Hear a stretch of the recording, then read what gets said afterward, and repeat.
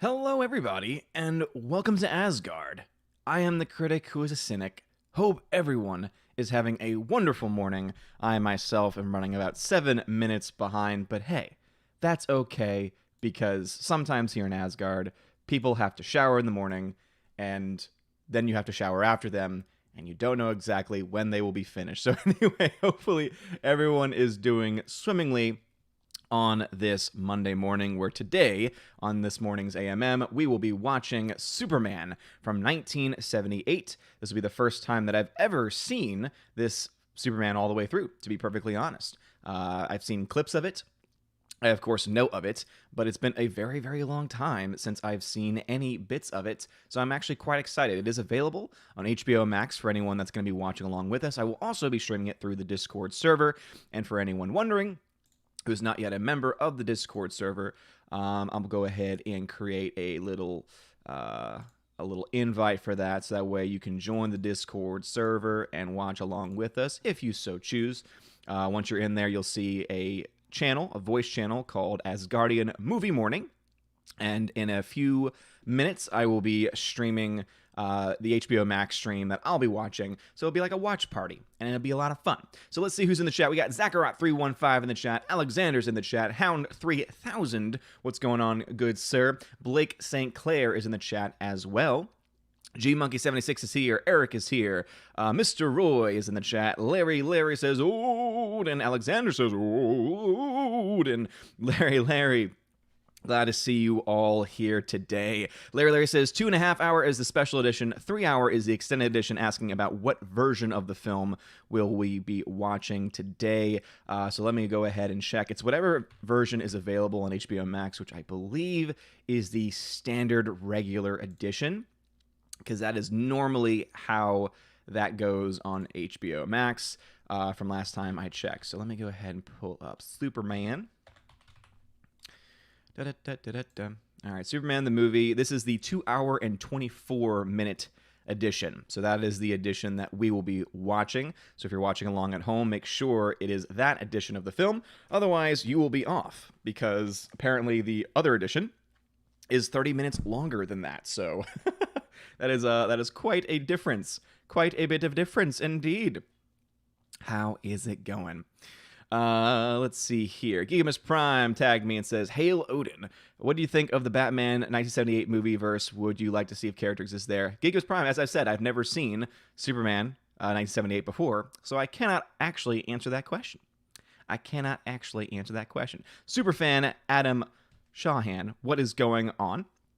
How is it going? Hopefully you're doing fine and swimmingly this morning.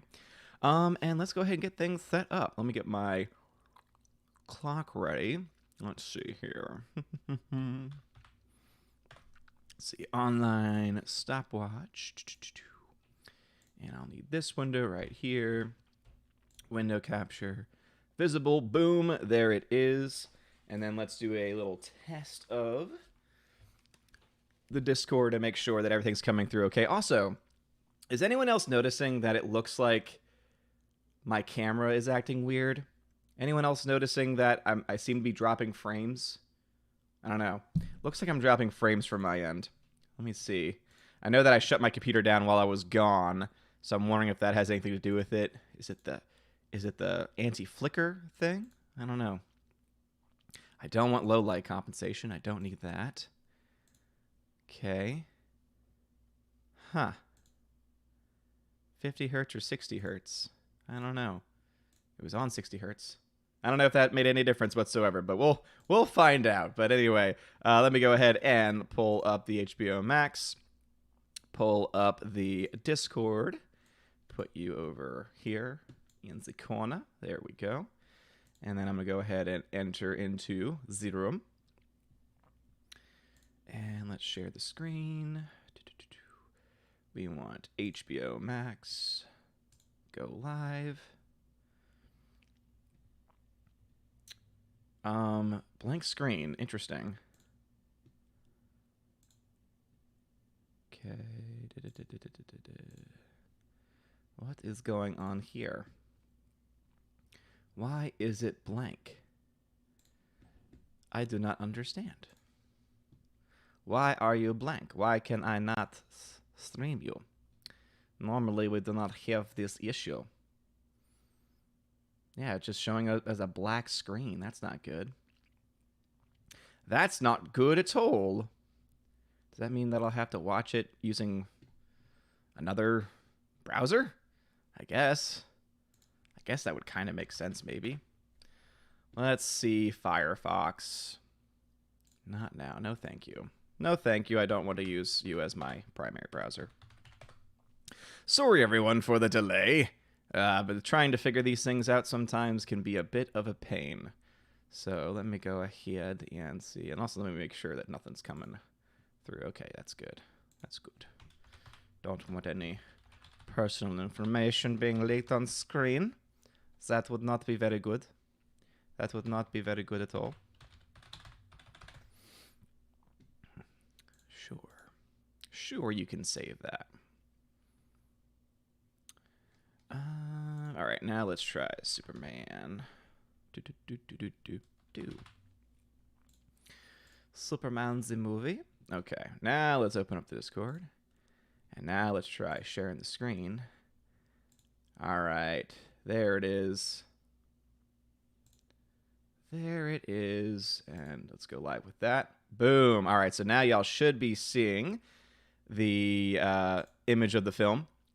So I'm going to just play the very beginning of it. Please let me know if in the chat, if you're watching over on the Discord, just let me know that everything is coming through so that you have sound coming through, image coming through. It's not going to be full screen right now, obviously, because that will happen once I go full screen.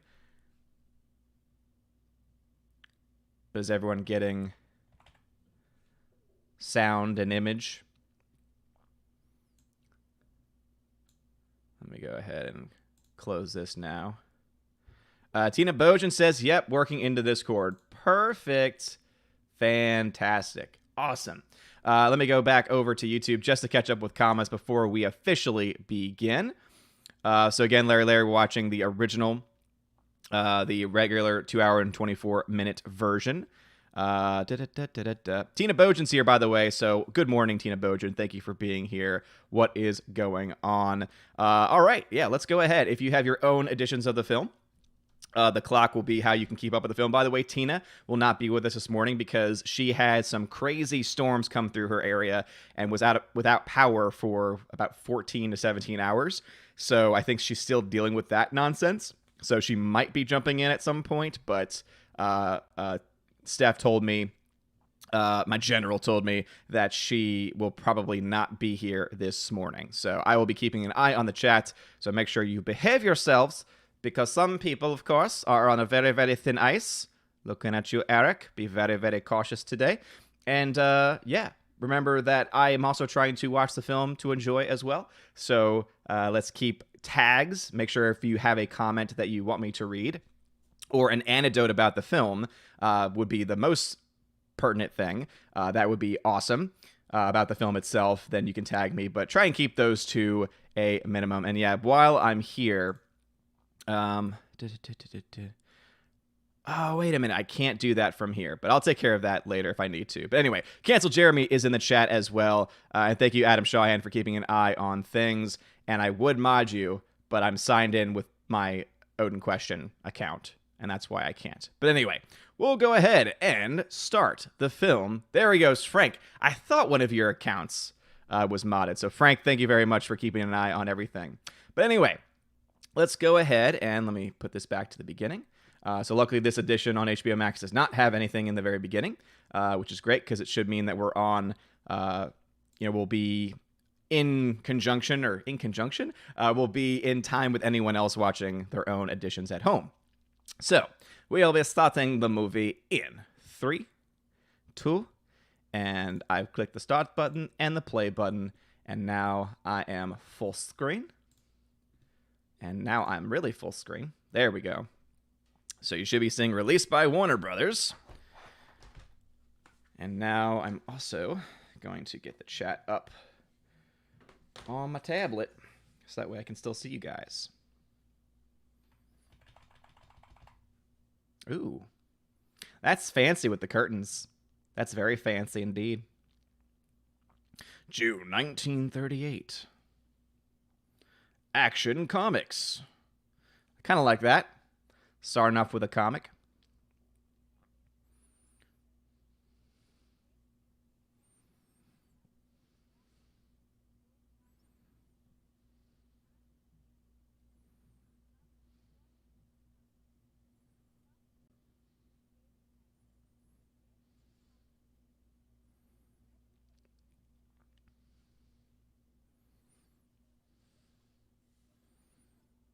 Oh, if only that was still a thing. A paper known for the truth. That's foreign in these parts these days.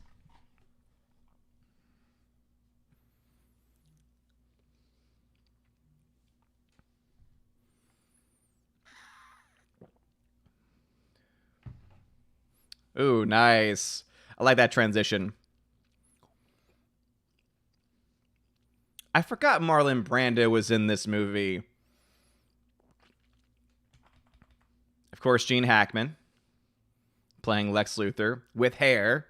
That is one thing I noticed about it. A Richard Donner film. So before a Donner cut had to exist for the next one, this was the only edition available. This score. Perfect. Love it. So epic.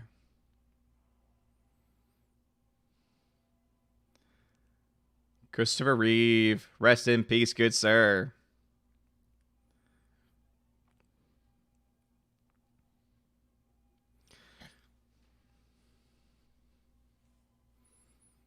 Jacket Culpa.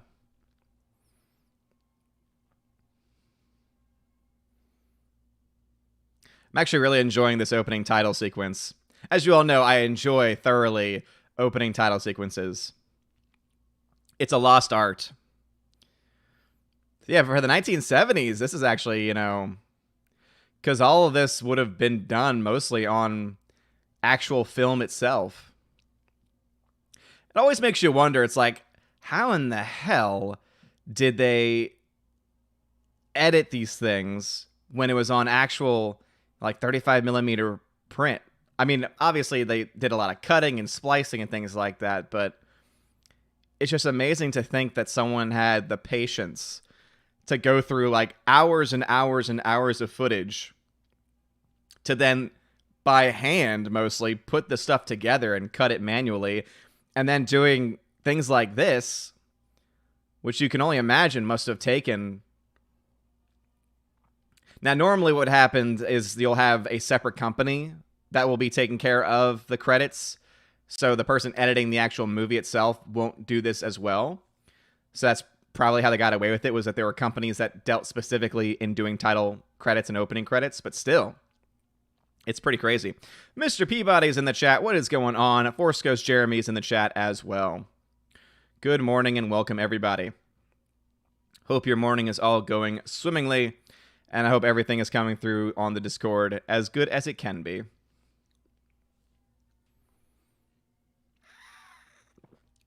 John Williams. Again, I forgot that John Williams had done this. It makes sense.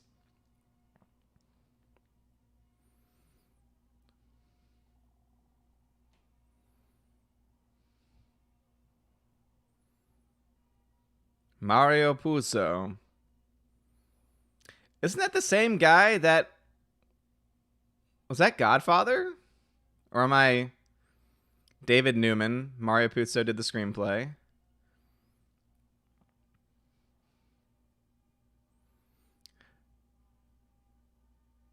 Damn, that's impressive.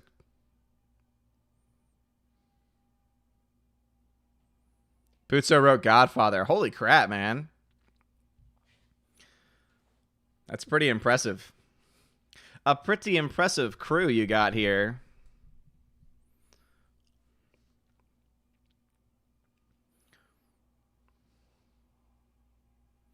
Directed by Richard Donner. The Donner Cut.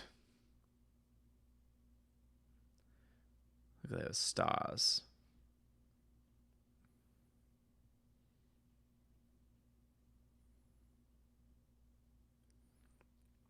Yeah, that's a good point, Force Ghost Jeremy.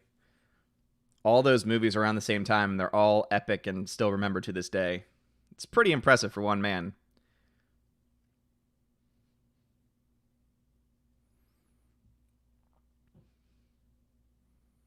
Also, it's not even just the main themes that he nails, it's like the small things too. Like again, like what's going on screen right now, it matches it so very well. Yeah, remember that when you are on YouTube, the only thing you'll see is the clock and me. If you want to actually see the movie, you have to watch your own version. So it is available on HBO Max or if you own it. And then, of course, there is the Discord server as well. I cannot stream movies through YouTube because that would be a copyright problem. And we cannot have that. Ooh. Looks very icy. Very icy indeed. Every character has theme music. Well, that's badass. Hmm.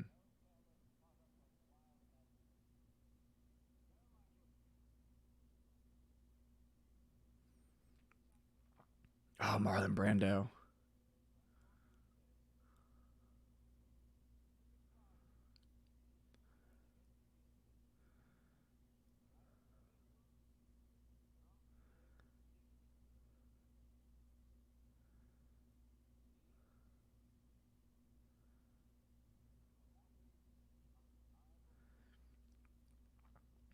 Hmm. Oh, Zod.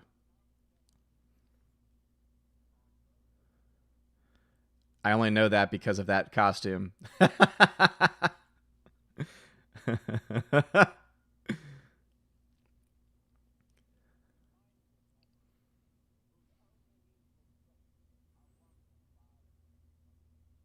Hmm.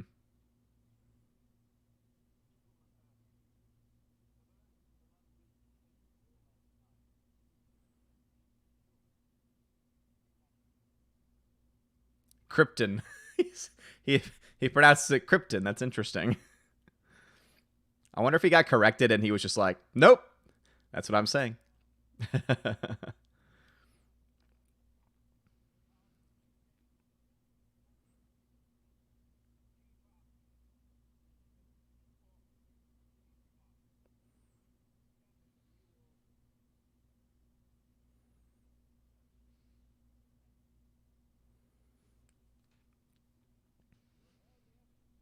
Hmm.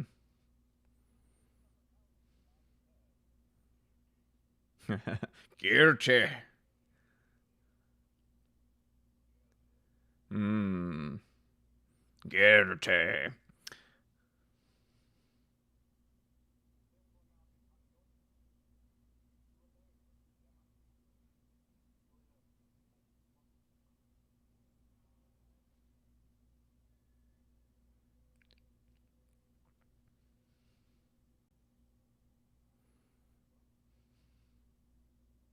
Hmm.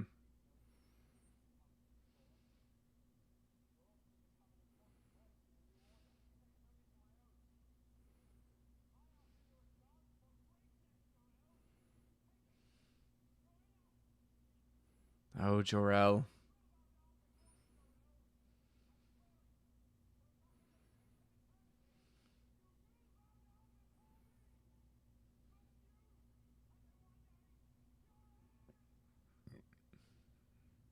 Those shots, though, intense.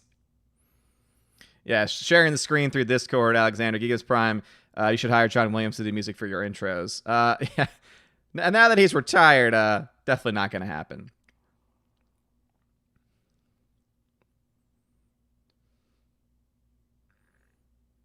Ooh, 1970s effects.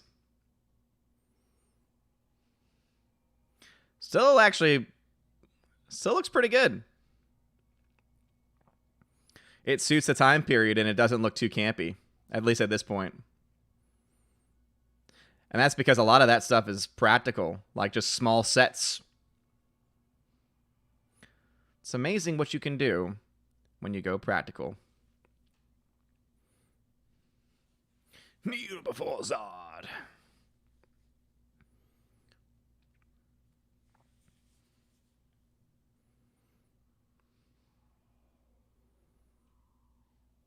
Ooh.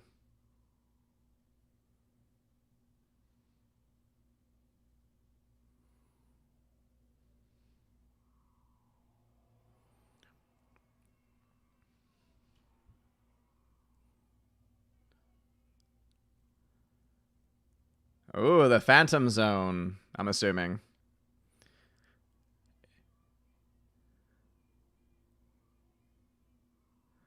Interesting concept. Also, don't you love those lies? Forgive me, I'm sorry.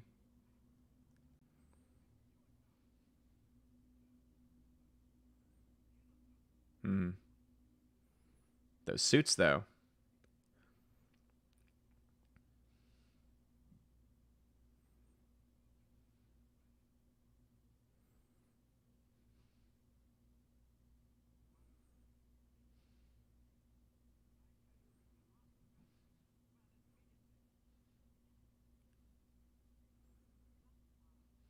Hmm. Is it tinfoil that they're wearing?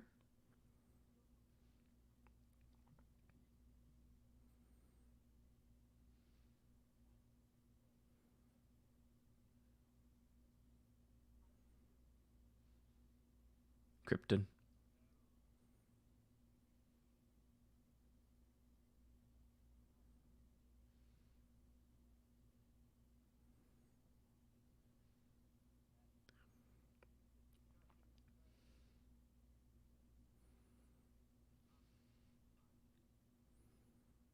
You've signed your own death warrants.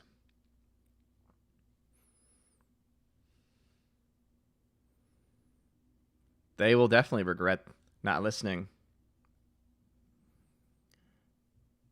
Miss Martin Muses, good morning.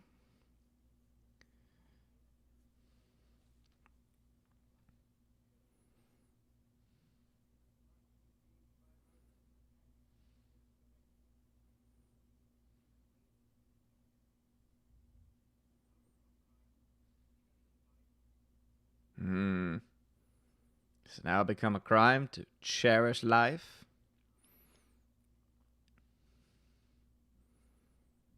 Look at Marlon Brando. What a badass.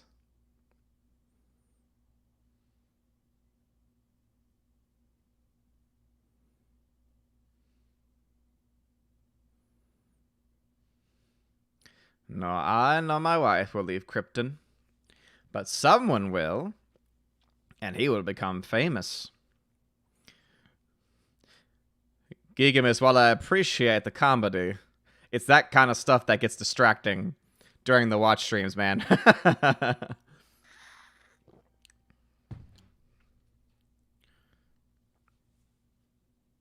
Yeah, I could see how this would definitely, during the 70s especially, be very mind blowing.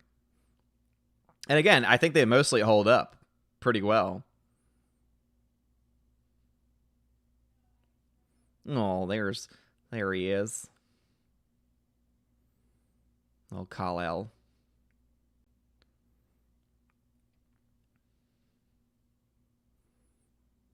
Those suits are just. I'm just loving Marlon Brando's voice choice here.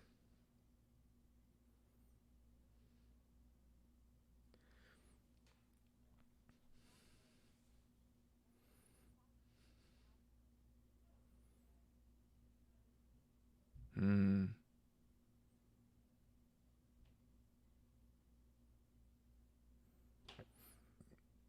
Little baby.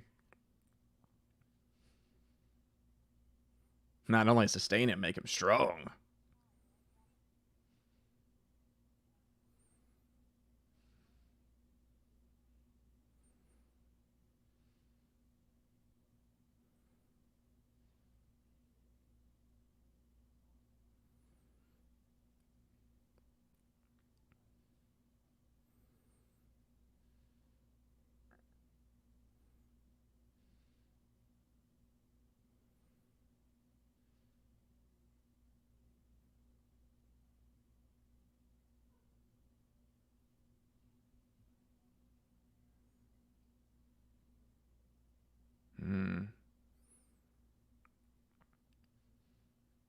Also, I love that dynamic between the parents.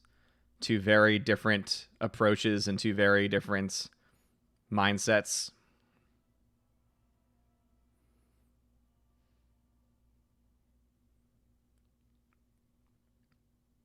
It's like he'll be safe, he'll be powerful. Yes, but he'll be alone. A mother's intuition, one might say. Something that probably couldn't happen in today's world.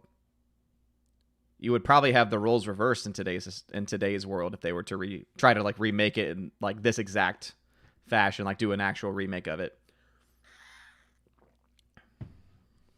Which is sad. Because this makes sense. Kalel. I just love the pronunciations.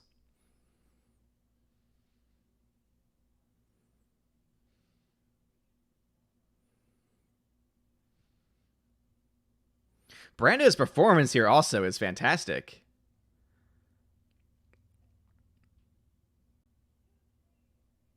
This is definitely not a paycheck for him.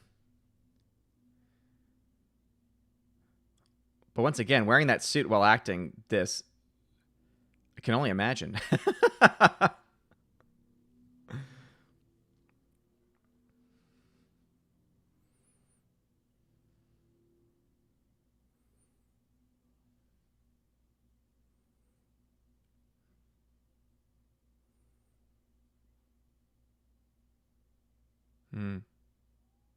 The son becomes the father the son.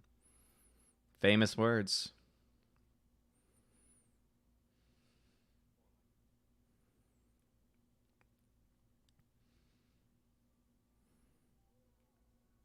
You know, baby's like, I just want to play with the crystals. Like, by today's standards, that would be an Oscar-worthy performance for a supporting actor.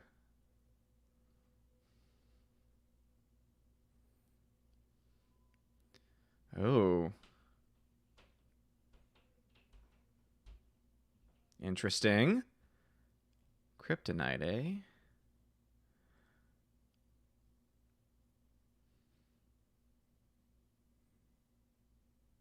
Interesting. I wonder why he would do that. Again, no reference to the comics, just some of the movies, really. But it's interesting that he would do that. Because I always thought kryptonite was radioactive pieces of Krypton. It's interesting that he was able to produce it. Blake St. Clair, I think Brando got $1 million for this, the most for an actor up until then, and it was for a lesser role overall. Oh, yeah. So obviously he got paid for it because he was Marlon Brando. I mean, why wouldn't he? But I would say he's giving $1 million performance for the role that he has. Oh no, the council's like, we were wrong. We were wrong. The color changes are also fantastic. Mike Jackson, it's no island of Dr. M. What are you talking about? What you talk about? Alexander says, you know Kevin Spacey was Luthor in Superman Returns? Yep. Yes, I do. Peabody, sorry, I'm late, was watching The Voice with Ma. She says hi to everyone. Hi, Ma. Much love to Ma. Look at these effects, man. Again, for the 70s. Once again, though, mostly practical effects.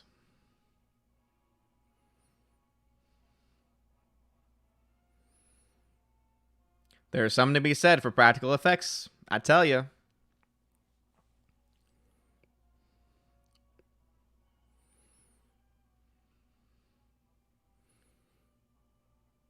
Yeah, this is the first time I'm watching this specific movie. I've seen Superman Returns, though. And I was very upset that Kevin Spacey did not do... Like, at the time, I thought, oh, perfect choice for Lex Luthor, but that was probably more of a blame on the direction and writing. Look at that. Also, interesting, is that how it is in the comics, where it's a crystal star that's flying and not like a ship pod or something? Again, very interesting and intriguing choices being made.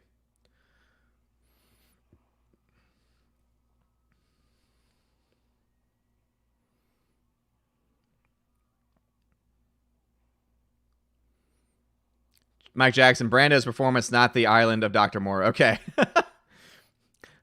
I've never seen that film, so that's probably why the reference went over my head.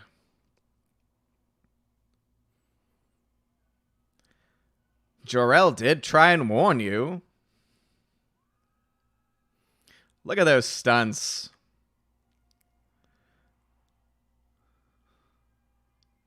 That must have been fun to film. Once again, though, the editing on this with the effects, again, all using practical, and of course, using the just film itself. Not computers, but film. That was interesting. It looked like the sun exploded. And not the planet. Or was that just me? That's what it seemed like happened. Yeah, Krypton definitely broken, that's for sure.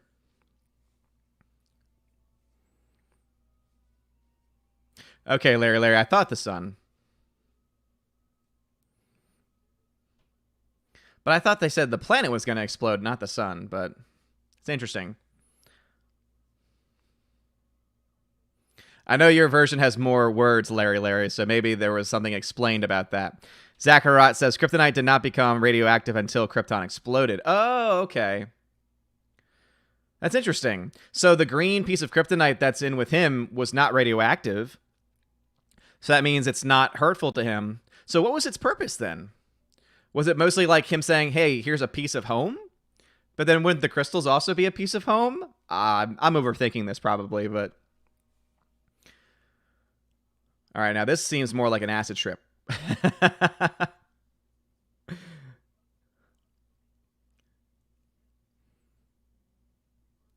This little baby's like, I have no idea what you're saying right now.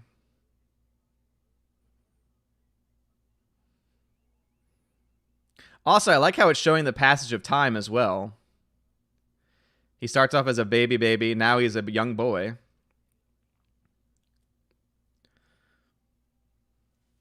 And the whole time he's got a little, intercom of his dad talking to him. Blake St. Clair, it's practical for the most part. Optical effects and camera, but still CG was also compositing and such. Ah, yeah, that's a good point. Ah, okay. So the atmosphere changes the crystal. Ooh, that was a really cool shot. With the, Nice. Oh, the Kents. Simple farmers. But for the most part, very well done. Mike and also, Blake St. Clair, you brought up a good point about in-camera effects. Mike Jackson, save yourself the agony and avoid that movie unless you enjoy horrible, terrible clusterflops of movies. The Island of Dr. Moore. Okay. Gigamus says, I bet people these days... Gigamus, I don't need that kind of stuff this morning, man.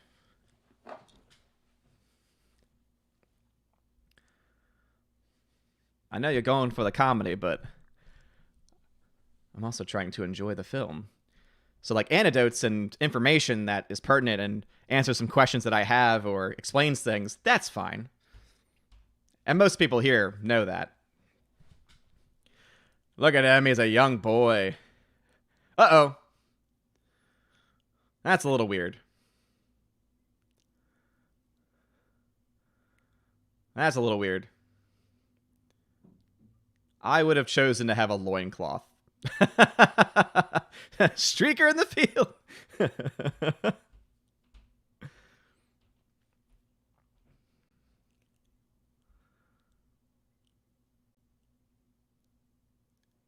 Pray the good Lord.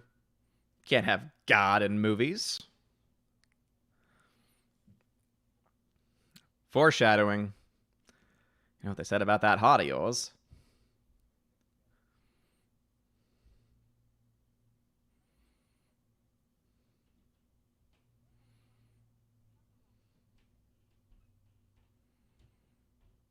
That's a good question, Geekimus.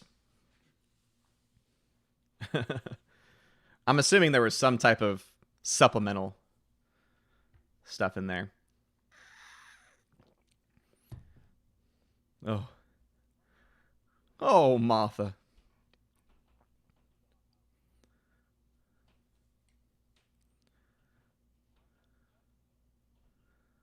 Martha Clark Kent. I didn't know her middle name was Clark. Yeah. That's a strong baby boy, and I'm very glad that they wrapped him.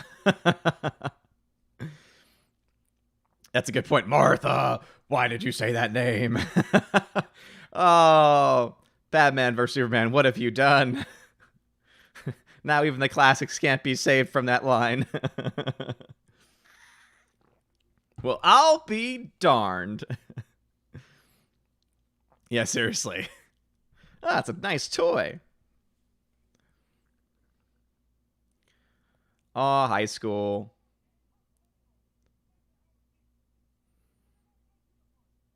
By the way, this reminds me, Smallville. What a great show.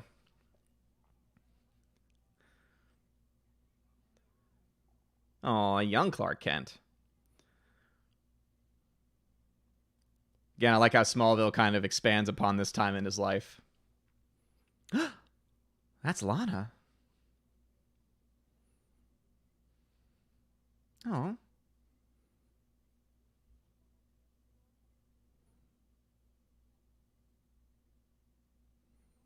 I feel like I recognize that actress.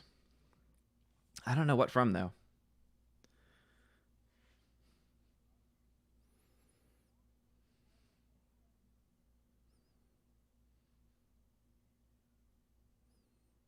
Oh, Brad.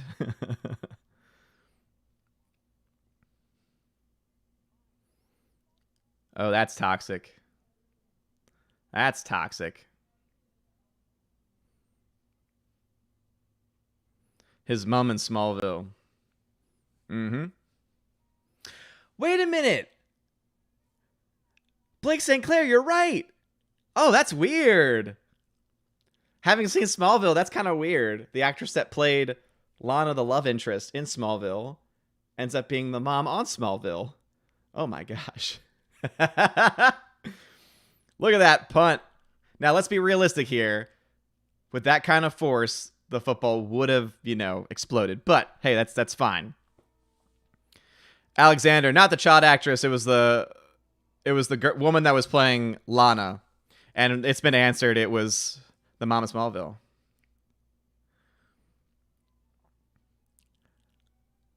That's kind of cool. That running effect. More so the wide shot than the close-up. Close-up looks kind of corny. The wide actually looks pretty impressive. Oh, Smallville High.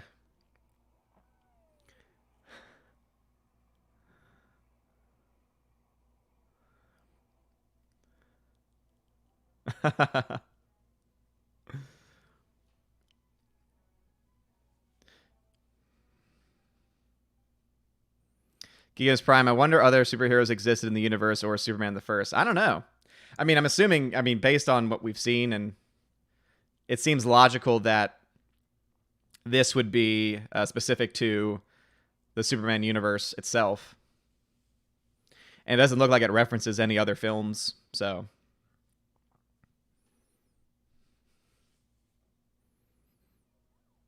Yeah, I do prefer.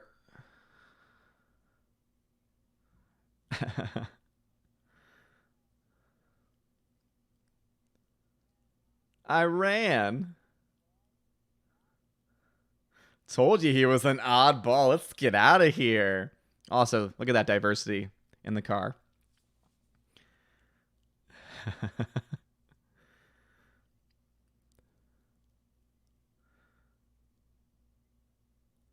Oh, his pants don't go all the way down. Was that the style? Oh, Pop. Jonathan Kent. Run, Forrest, run!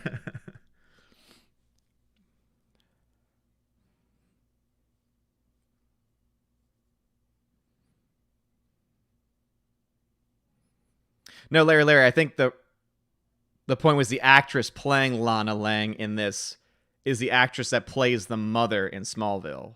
Or is that not correct? Filmed in Canada, huh?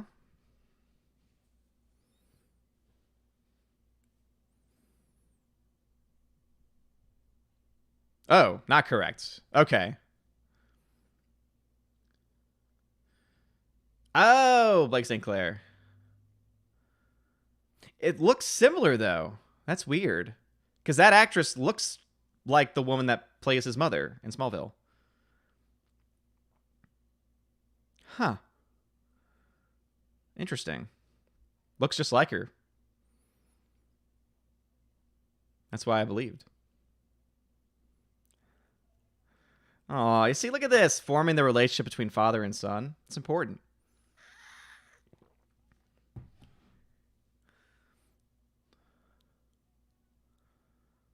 Don't forget he has a heart condition, Clark. Oh, no. Oh, the left arm.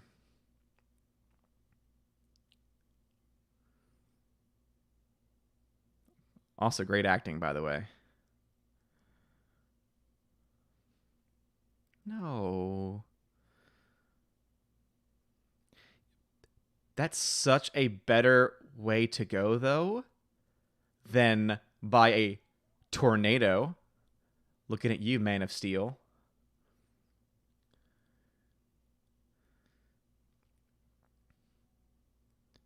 Because it shows just the frailty of human nature. And also, like, the fact that it was precursed by this really great discussion and a good relationship. Where in Man of Steel, it's like, it's a very toxic, it seems very, like they're, fighting against each other, That's much more moving than what we got in Man of Steel. That's all I'm trying to say. Blake St. Clair says, this far exceeds Man of Steel for the death of Jonathan Kent and something Clark could never have prevented. Exactly, Blake St. Clair. Exactly the point. Because the way they do it in Man of Steel just raises so many questions that shouldn't have to be raised. When in this one, you're like, no, I mean, they established early on he had a heart condition. Boom, right here. All those things I can do, all those powers, and yet I can't save everybody. Yep. Again, such better writing. Such better writing.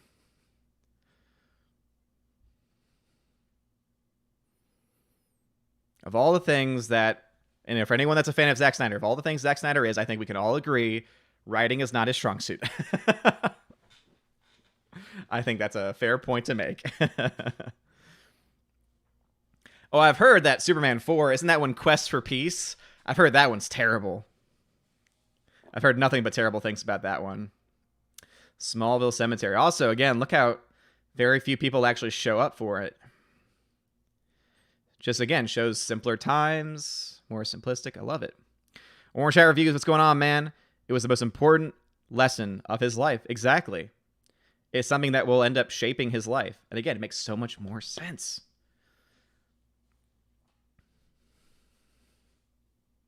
Speaking of Ultraman, I believe that the series is on sale on Amazon right now. I keep seeing it pop up on myblu-rays.com because I keep track of pricing and stuff. And I want to say the Ultraman movies or series or whatever is like currently on sale. So if that's something that you're into, look over there and see if it's available. Remember, physical media is important, everybody.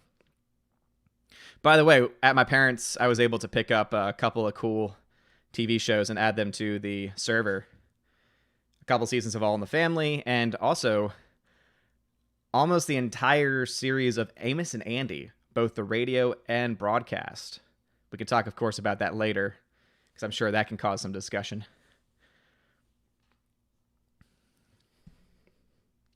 Love the sets here, too. Also, I don't know if this is something that is a part of the transfer or if this was intentional, but the haze that has existed for most of the film. It's interesting.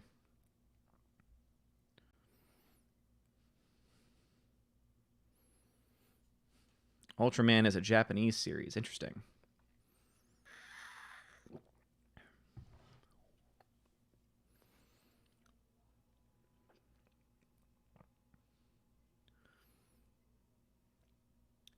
Okay, it's glowing. That should mean that it's radio... Oh, so it did become radioactive? It's not having an impact on him now. Interesting.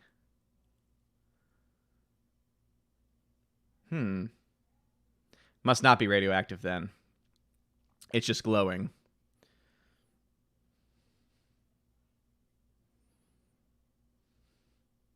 Sponsored by Cheerios.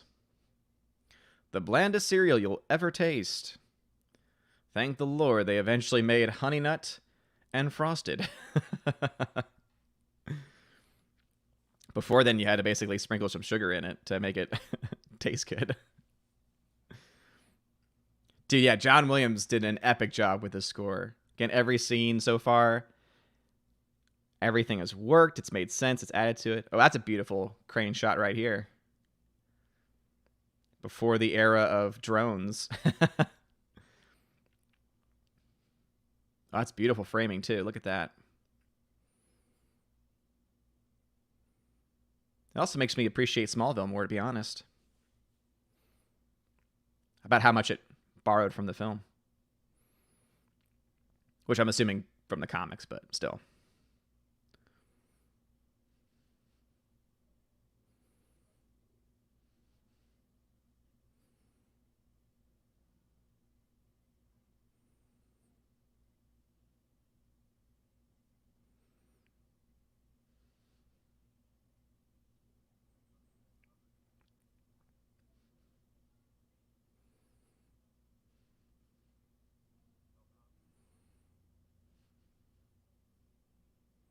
Interesting, Gloy. I didn't know that.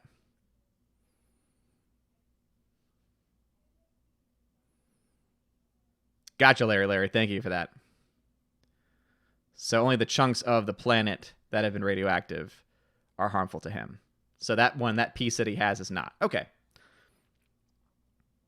I just assumed because it was glowing that it was radioactive, but... Where are you heading? North?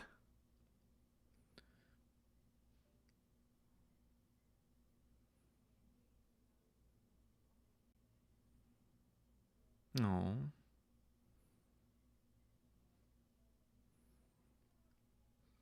Great emotional ties right here.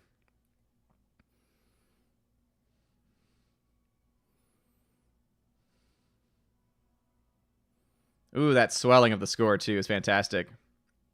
Alexander, why do older films seem more wondrous than today's? I think a lot of it has to do with how it was shot. Again, look at this framing and shot right here. This panning forward.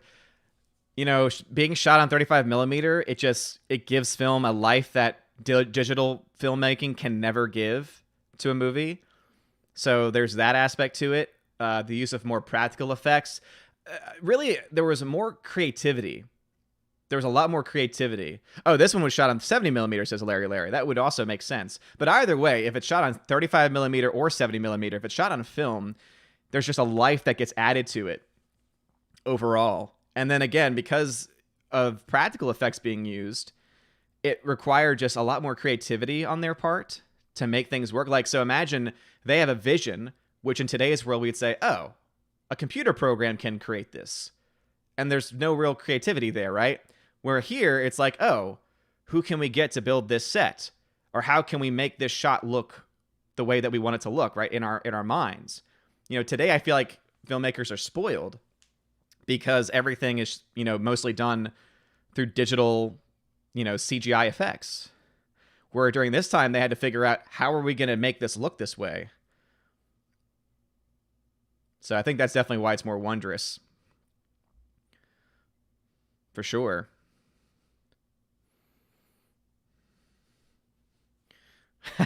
Blake. It's a fair point.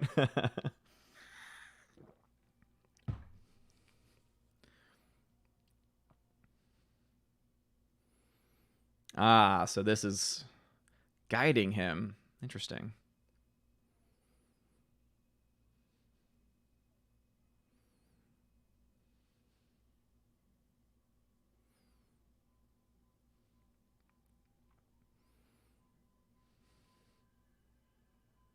So again, like that effect in today's world, they would just use, a CG version of it. For that time, they had to do something different. And like sometimes these things can look campy for sure, but other times it's like, oh, this actually looks better than what today's alternative could be.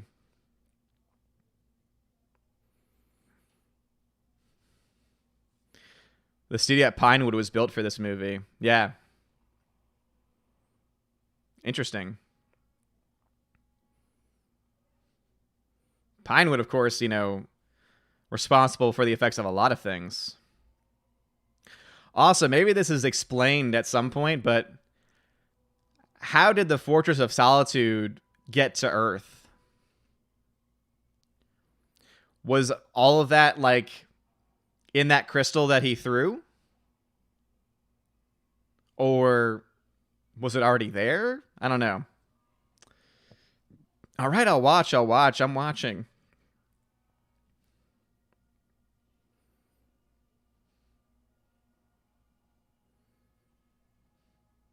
Love the effects, though. And ye shall see. I love the use of ye's there. As Frank just bluntly says, the crystal made it. Well, it's not really spoiling it because that was one of my guesses, and it's the one that seems the most logical. That's pretty cool, though. All that coming from one crystal. But that's why it was green. It was different.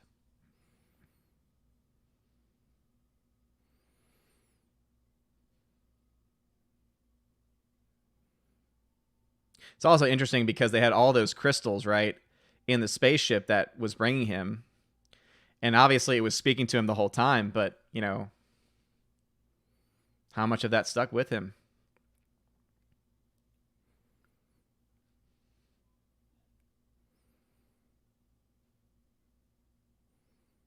Ooh, that's a grainy shot right there for some reason.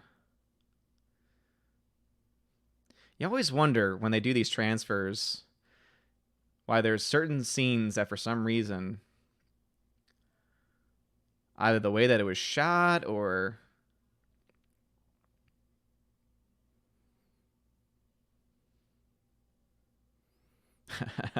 Frank. Gotcha, Gloin. Ooh, that's a cool effect.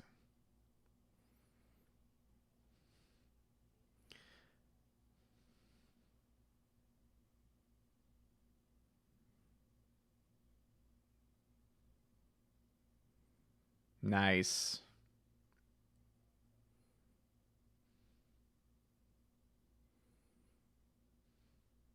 There he is. Marlon Brando.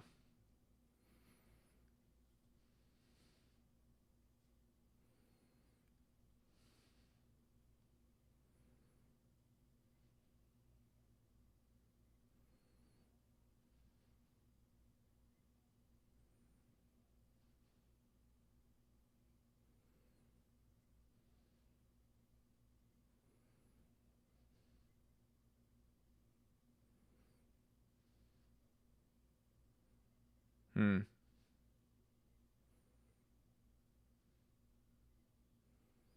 Okay. That explains in the beginning.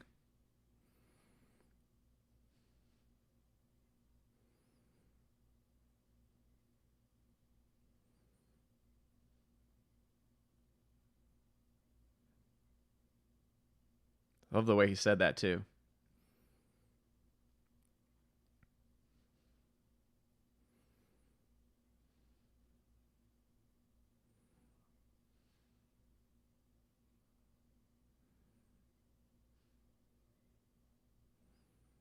Hmm.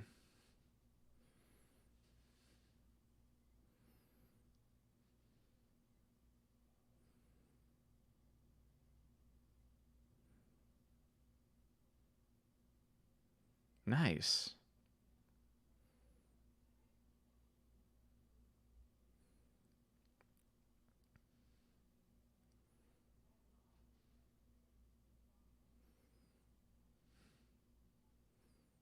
Hmm. Oh. Rather let your leadership lead others.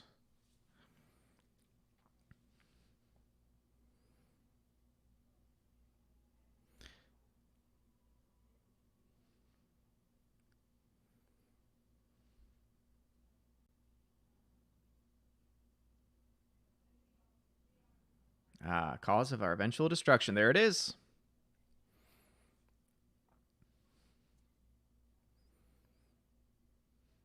Nice.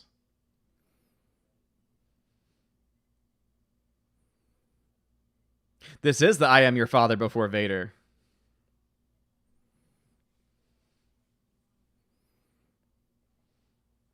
Hmm.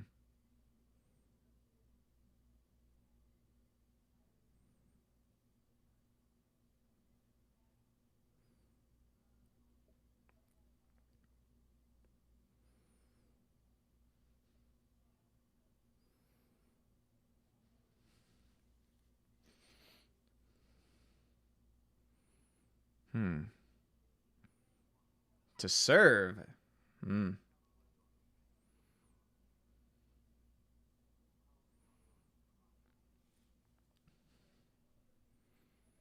Nice.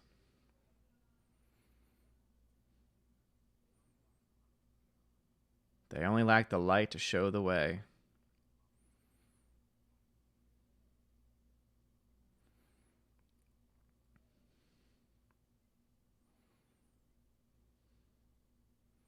I like this commentary too.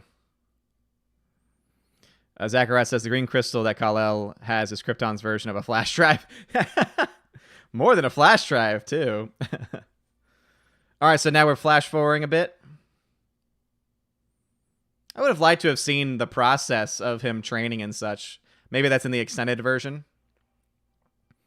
And like how he gets his suit. But it's like all of a sudden, boom, he's Superman. I don't know about that transition. Again, I feel like that could have done with a little more. How about a tomato, lady? Interesting, Just Joe. Okay, that does make some sense. Yeah, they can be a great people, Kal-El.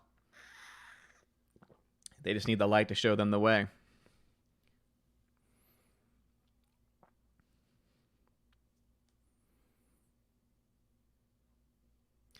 Ah, his suit is from the blankets. That makes sense.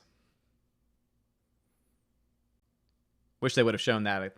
Again, maybe that's in your version, Larry.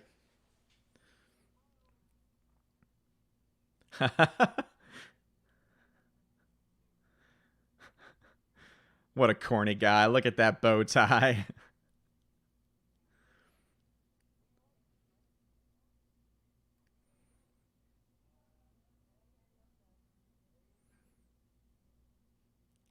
How could you be a writer and not know how to spell things? Golly, Miss Lane. It's in the comics, Larry. Gotcha.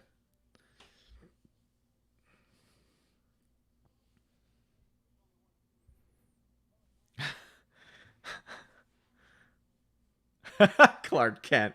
Oh, Christopher Reeve. Those glasses. Oh, Jimmy Olsen. Yeah, Larry.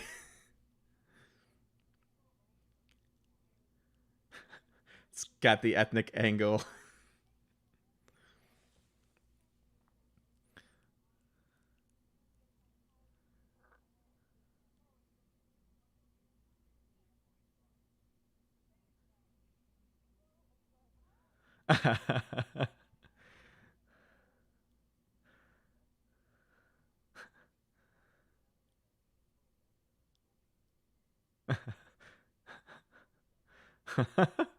He's so charming. Look at him.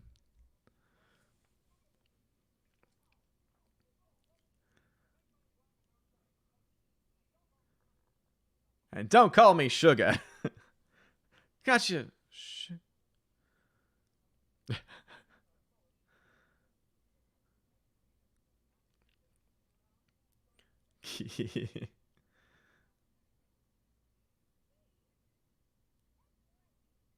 Aw.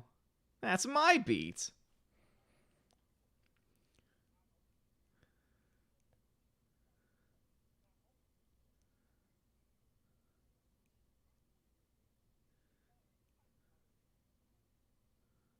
The fastest typist I've ever seen.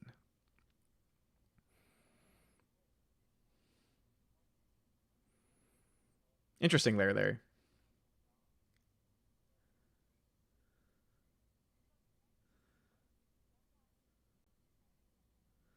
Aww.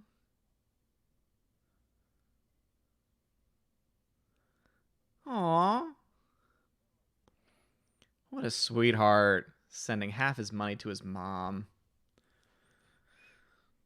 Those glasses I just can't get over. Make a lot more sense as a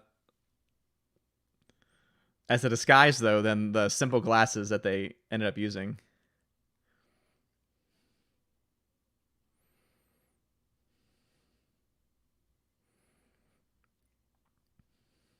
Also, I love that he's wearing a three-piece. Got that vest.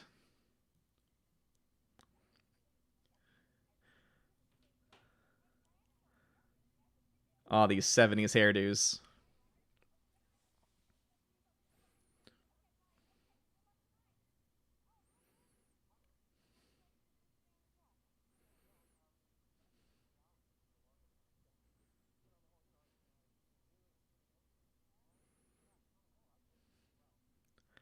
I'd say it's been swell.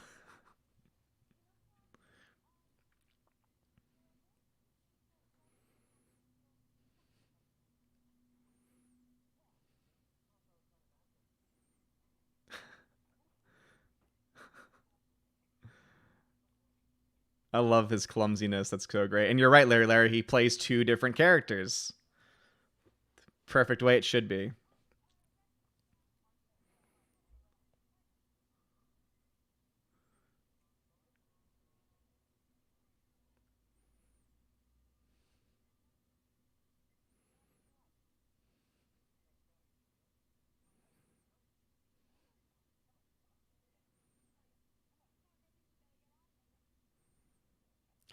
I think we better do what he says, Lois. I love it.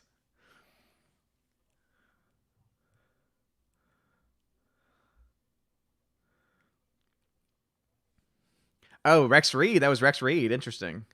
He still does some movie reviews.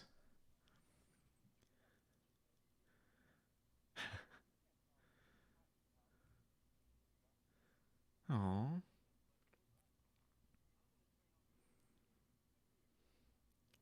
good for you, sir.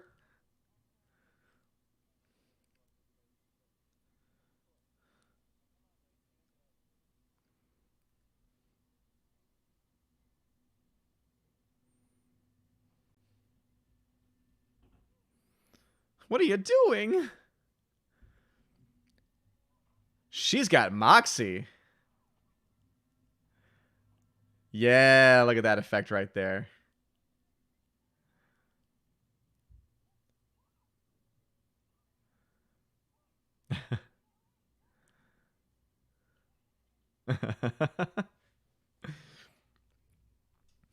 I guess I must have fainted. That's so great.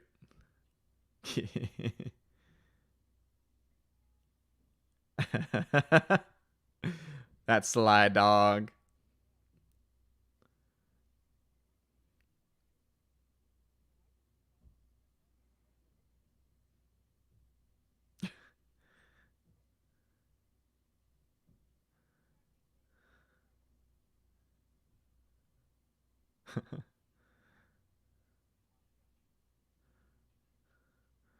Wild guess. I don't have x ray vision, I swear.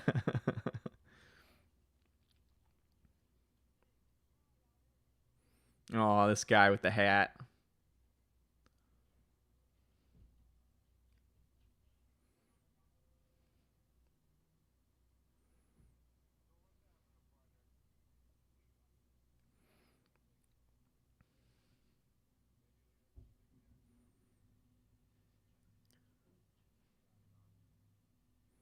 Otis.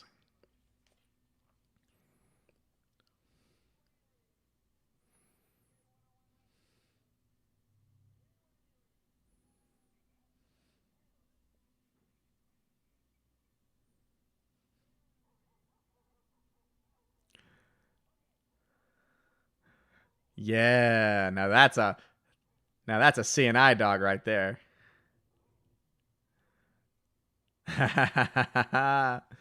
Nice.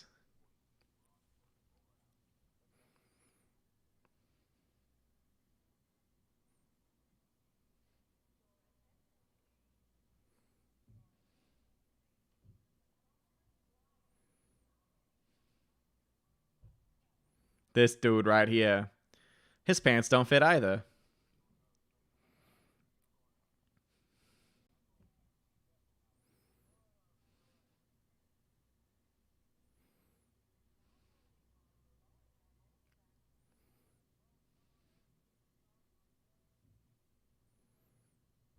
Grand Central Station indeed.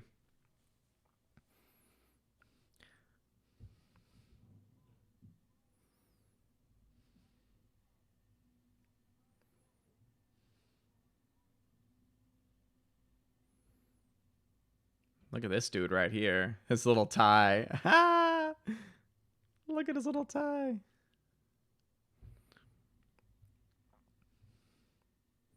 That's so dangerous, Otis. What are you doing, man?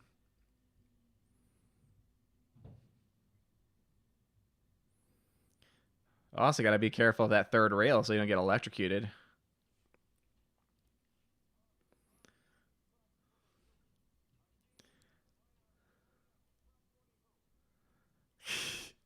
Look at that radio.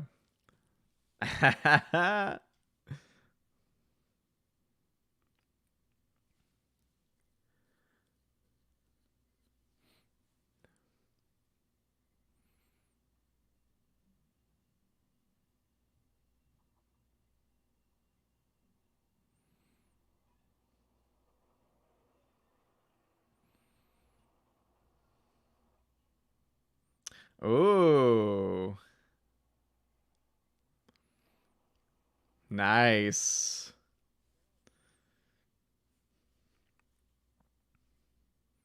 That is very, very sneaky. I still can't get over that tie, though. It's so tiny. This also, someone mentioned earlier, John Williams had themes for all the characters. He obviously had a little theme right there.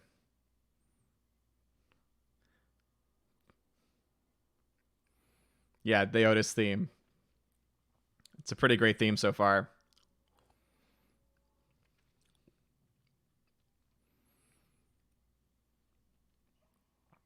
Oh, it can go the opposite way. Uh-oh.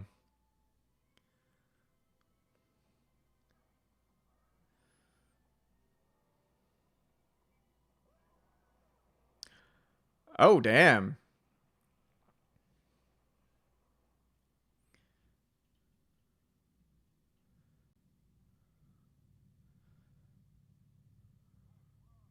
So, Lex is a murderer right off the bat. Damn.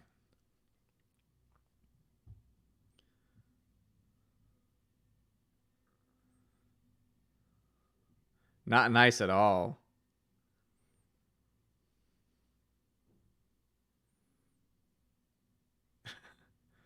Oh, Lex with hair.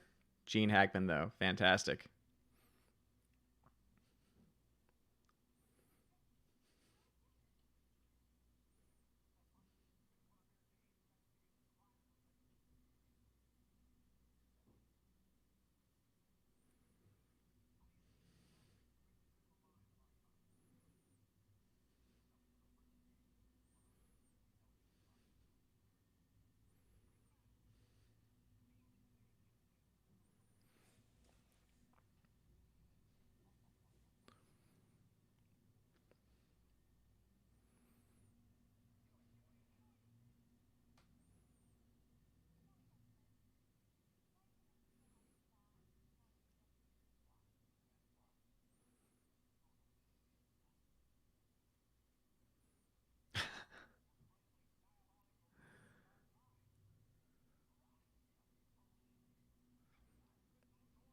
Mr. Luthor.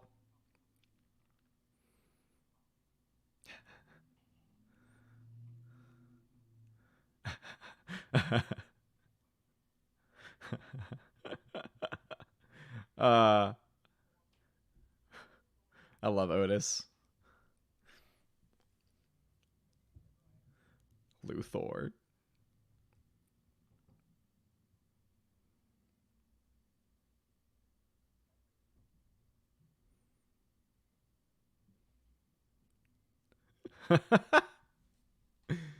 uh,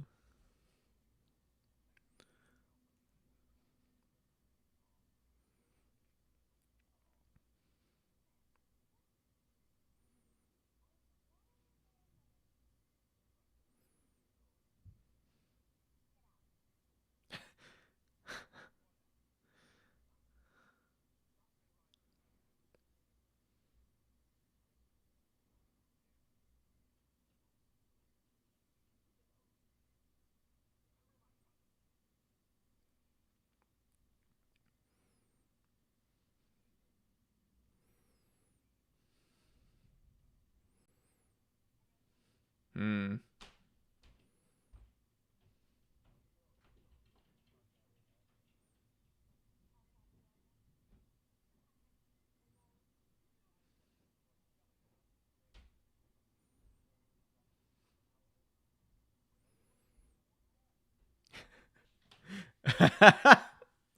Otis is great.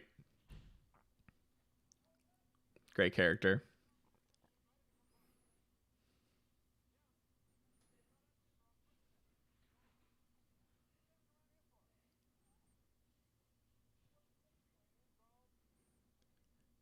Oh, Jimmy Olsen.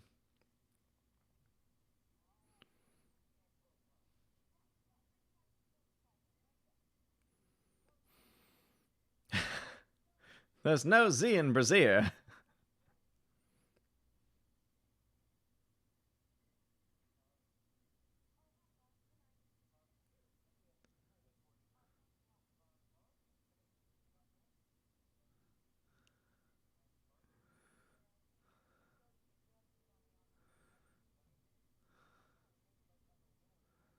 Aw. Asking her out.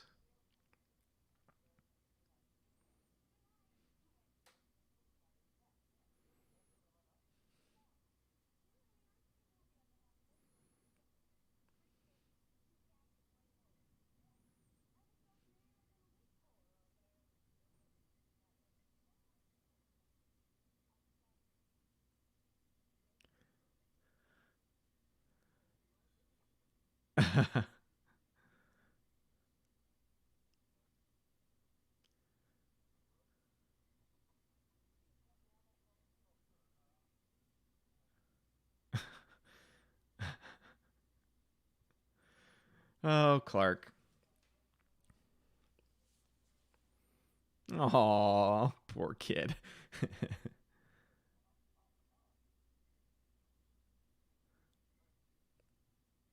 Aw. He just wants to be friends.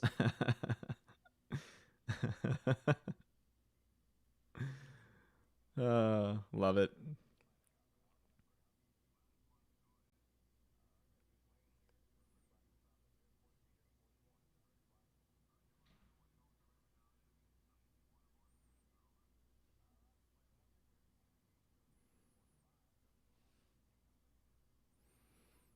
Two niner, eight niner.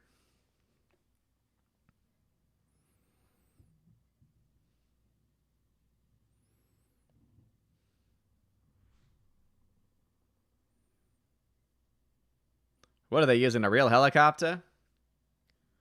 Oh, those were the days. Now it's all CG for the most part.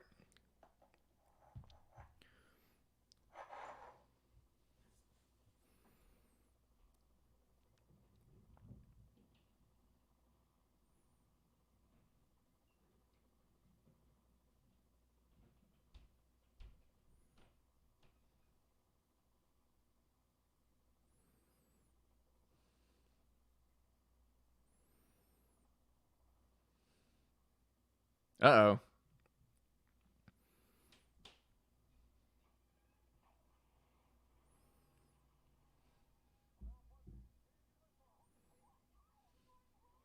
Uh-oh.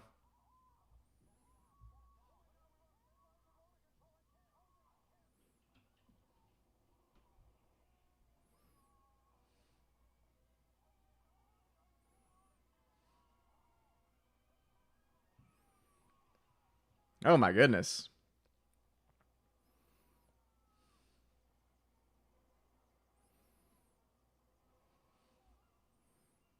Look at that practical effects right there.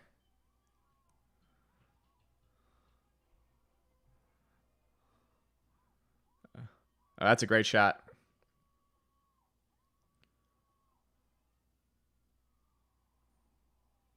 Damn, son.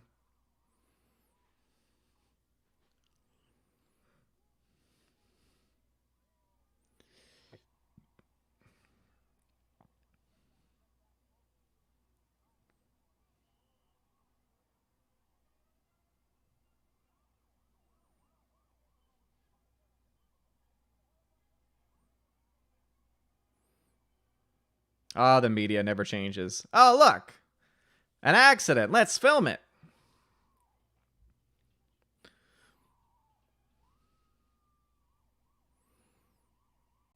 Ooh, these are some great shots.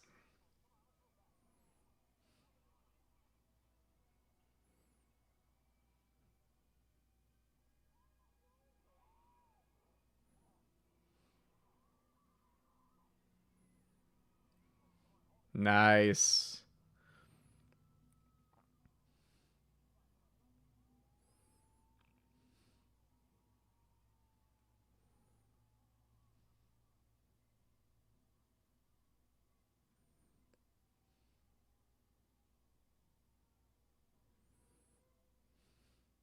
There it is.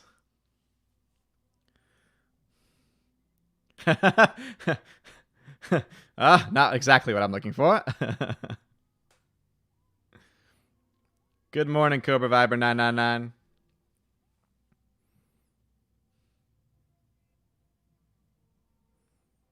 There it is. Nice shot. Yeah, look at that.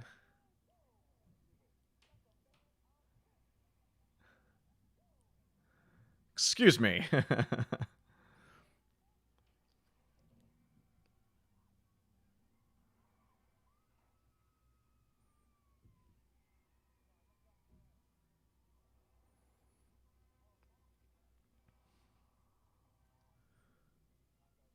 Easy, miss. I've got you.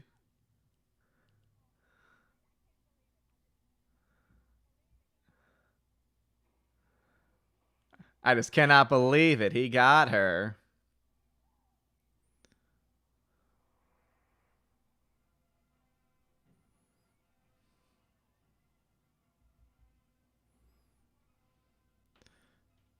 Yeah, great score.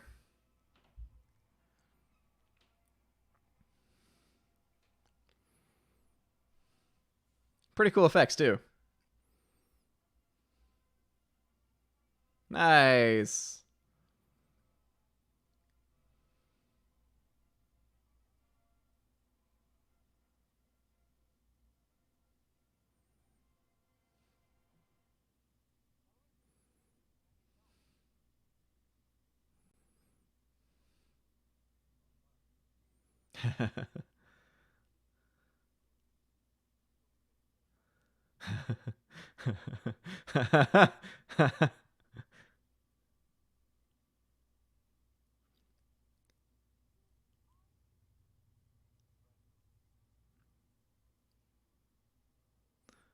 A friend. Bye. Well, Gentry, what's going on, man? Ah, now she's the one that faints. Nice.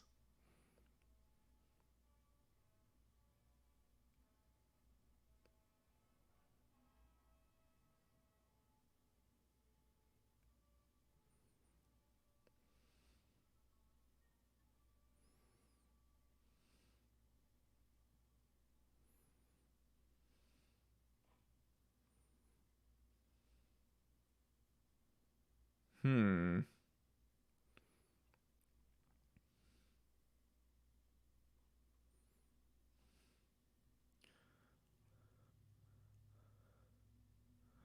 That's, I guess, one way to do it.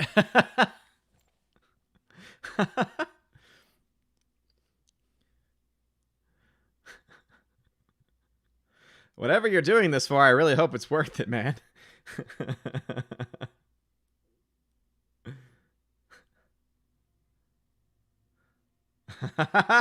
That's a great shot right there.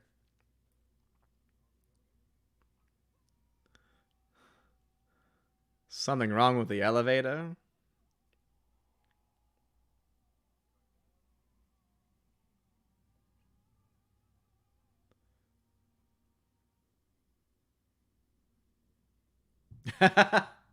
Nah.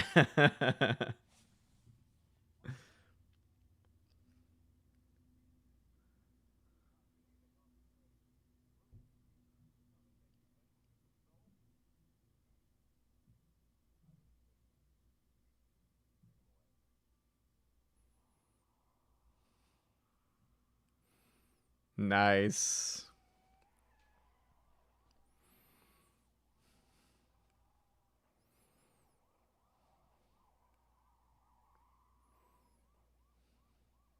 Yeah, there's one thing that I do kind of like about the newer films. It's the suit. Because obviously it's a very like this is a very classic suit, you know, from the comics and such, but I do kind of like the darker tones that are on the more modern versions.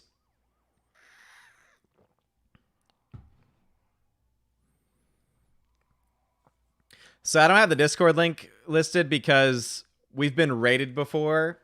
Because there used to be a infinite link available, and so it's just a way for me to limit that. Basically, I only want people in the Discord that are, you know, part of the community.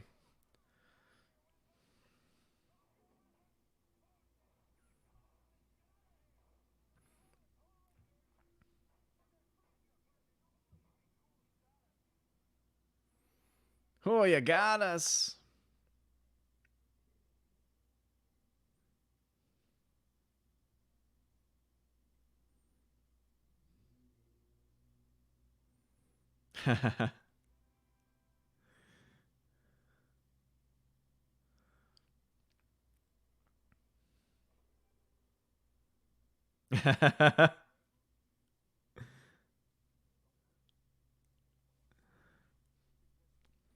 Also, you can blatantly see that Christopher Reeve worked out for the part. Keely chat, what's going on?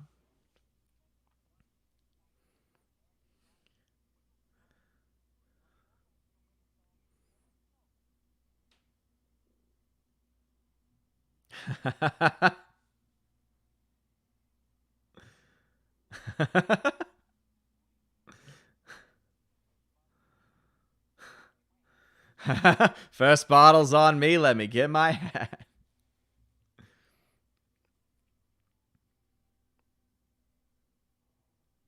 Yeah, I would say the flying effects are the ones that have aged.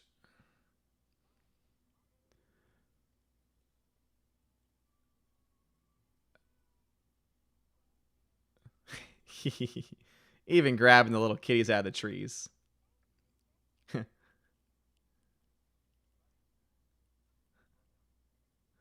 Gee, thanks, mister.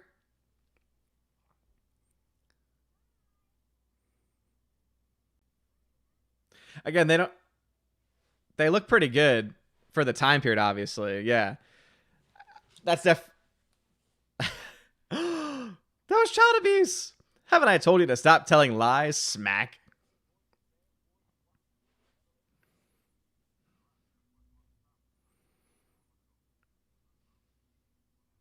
Air Force One. Yeah, I mean, the flying effects, whether they look good or not, I think that's going to be mostly a matter of opinion. And again, I think that they look good for the most part, but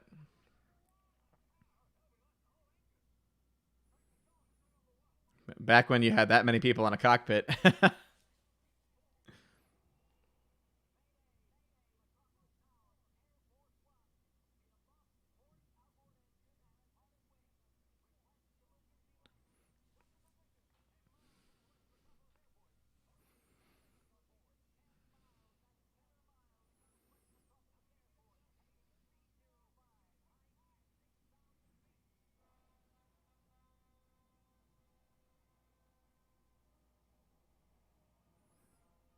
Nice.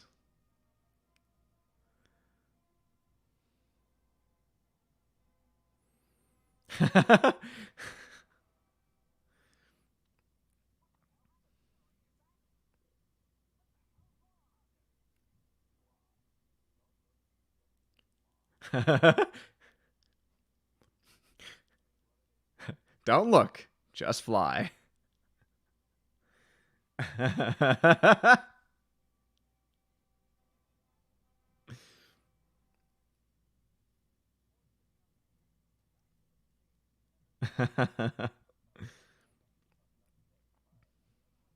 I also do love though how it's like he just remained a complete mystery, and then Lois essentially causes him to become in the public eye, and he's like, "Ah, might as well just start saving people."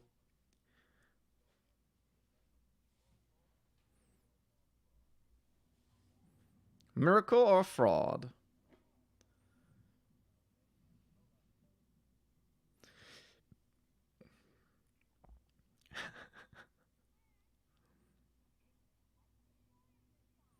It's all good, Eric.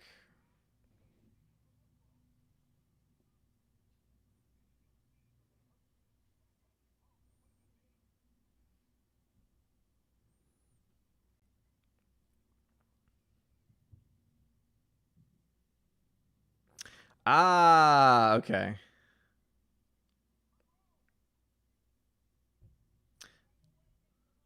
Gotcha, gotcha, gotcha, gotcha.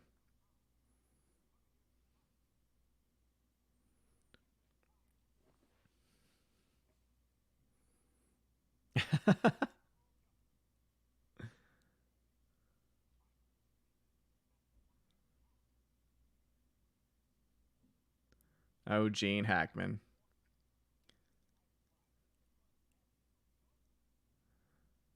Maybe he's just passing through. You got your robe wet.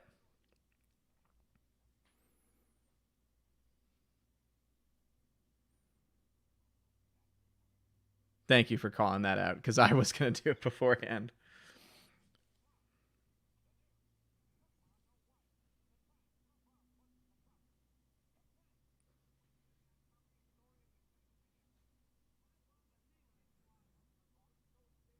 I'm not sure what that means, Eric. I'm watching a movie.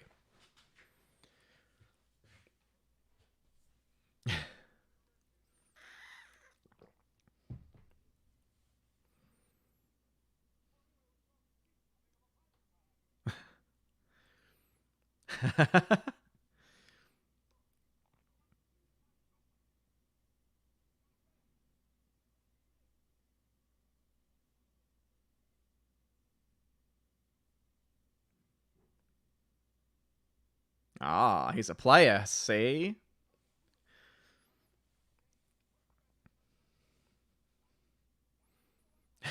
Batteries? That look.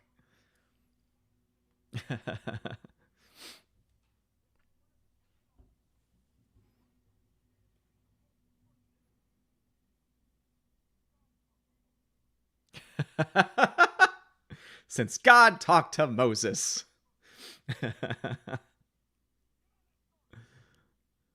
That's great.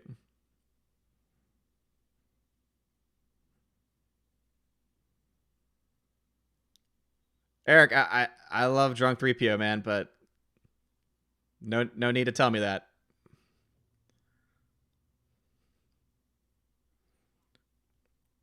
Look at her all dressed up.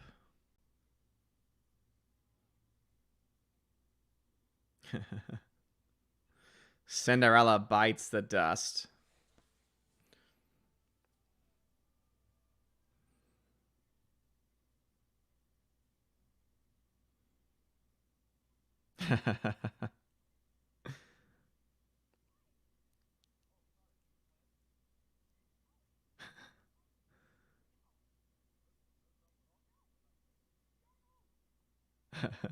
Don't move.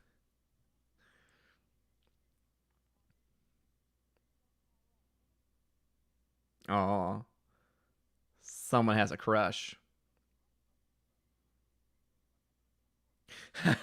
There must be a lot of questions about me that people would like to know the answer to. Very subtle. Ooh, nice. You really shouldn't smoke.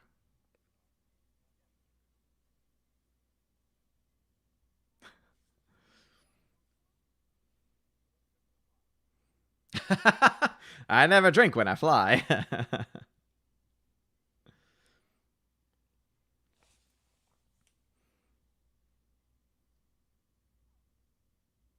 He's a gentleman, see?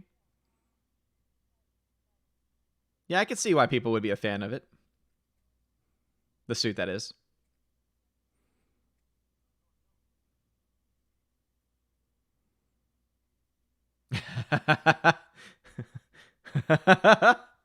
He's a smoothie. That's a pickup line.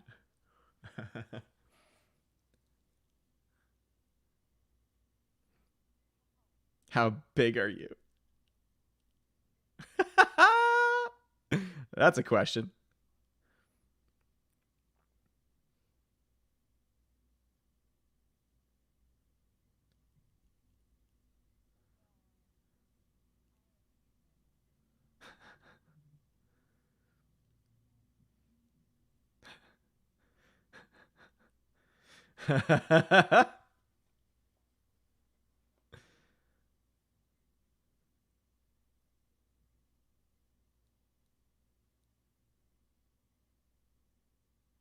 Do you eat?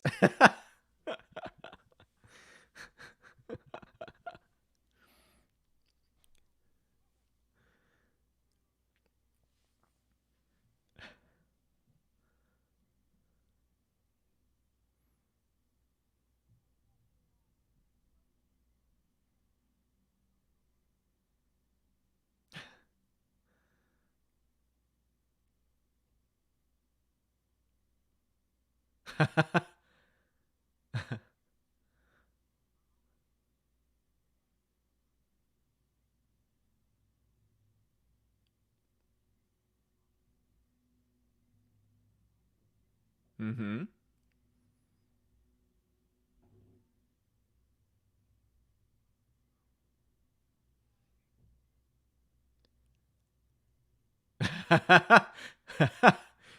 You did ask, Miss Lane.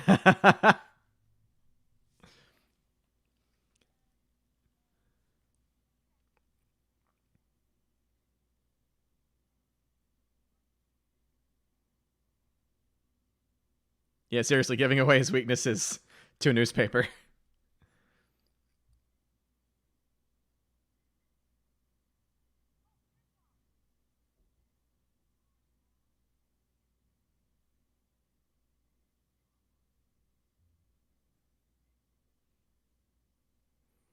So he pronounces it Krypton, but his parents pronounce it Krypton.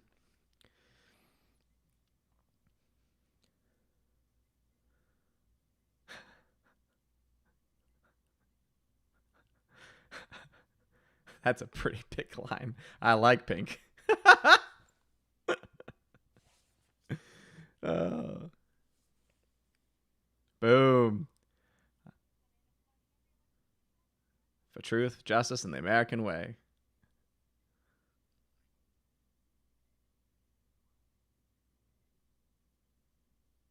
I never lie.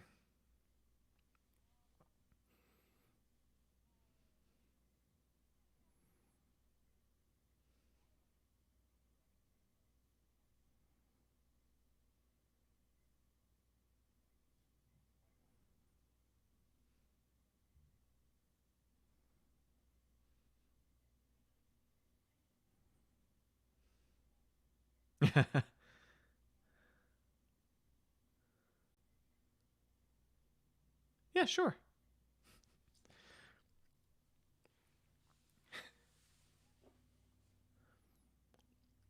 You'll be warm enough.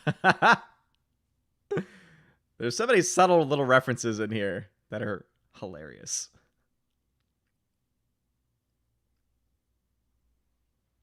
Ooh, that's a good line. And great delivery, too.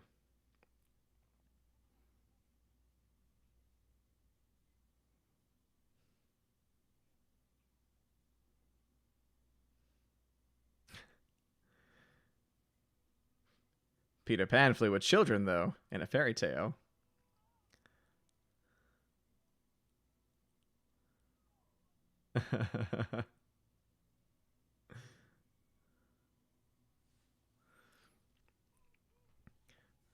I mean, let's be fair. You have flown with him before. Peabody says, I never lie. I just walk around as a fraud called Clark. That's a fair point, Peabody. I never lie unless it's to hide my identity, which...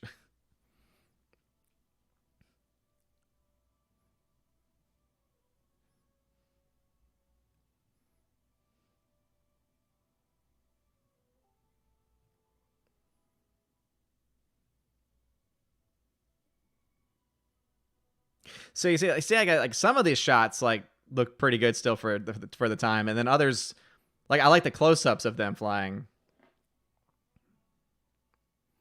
Ah, okay. This is the lowest theme. Gotcha.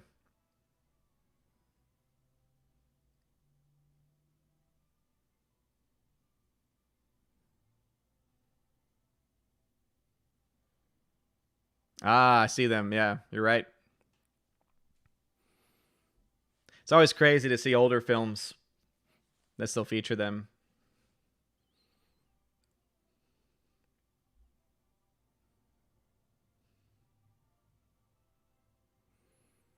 Really cool shots, though, of showing the areas, though.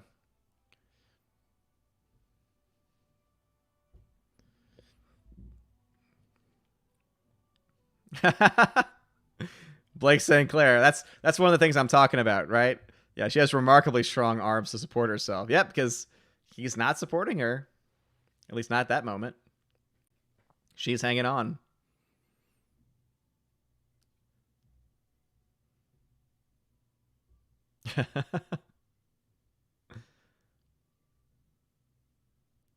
Also, she would be hanging a little bit more.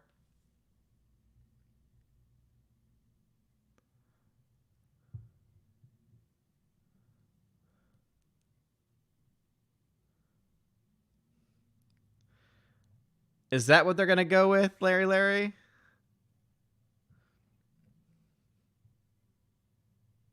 Yeah, exactly, Alexander. Uh-oh.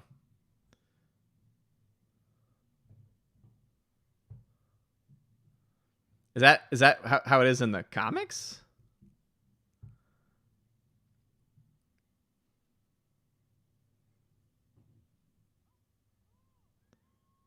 I don't know why you would let go.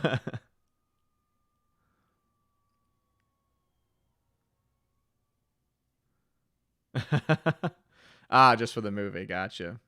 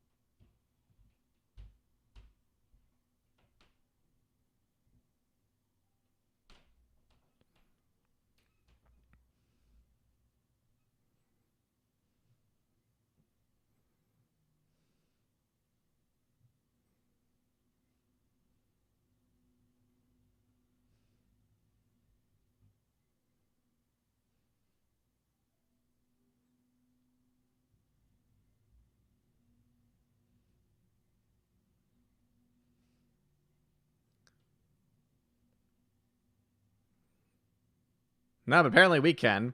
Ah, that was an okay symbol. That's a no symbol today.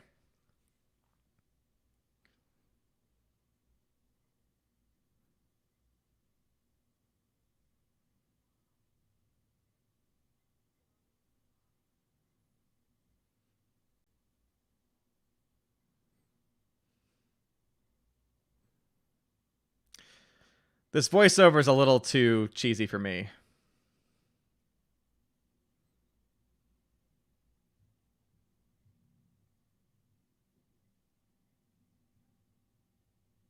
Little too cheesy of a voiceover for me. See, that makes much more sense, the holding her to fly.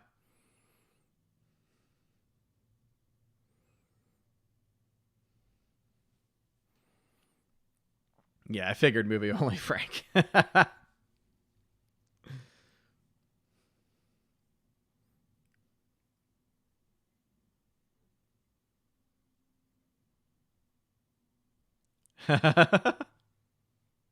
Maybe next time.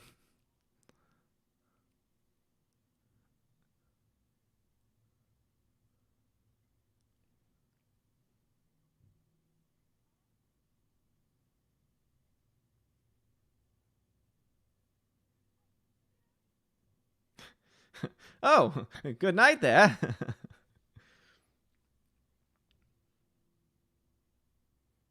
Oh, there it is. What a Superman.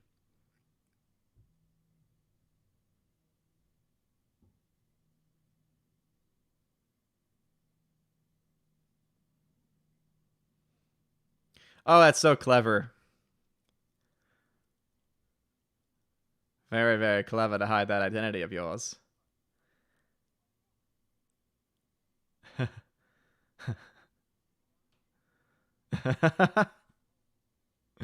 Alice McCarthy, good morning, good sir. Oh no, you fell asleep, eh? What's up, Bear Bear No Fun?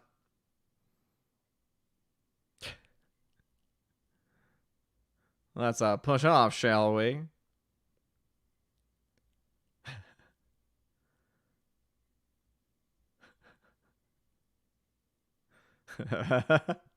This dude. This dude.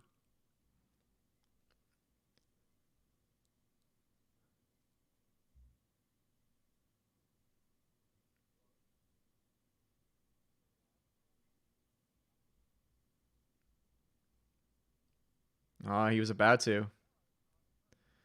Oh, great. Change in the voice. I love it.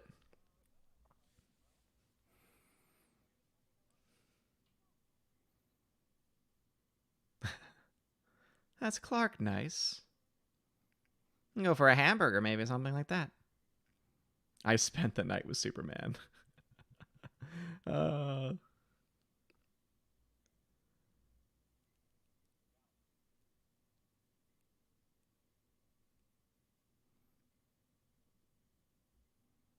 Thomas Gilkey, hail to you, good sir.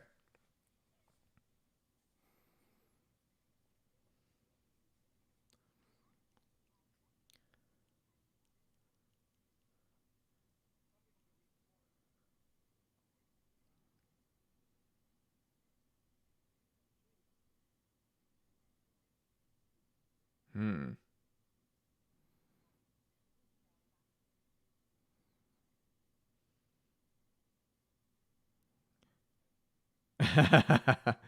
Alice Crowley says, even had a Superman alarm clock tone. Oh, man. Oh, Otis.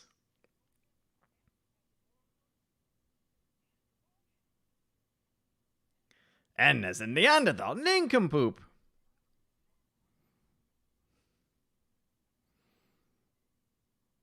I'm sorry, Mr. Luthor.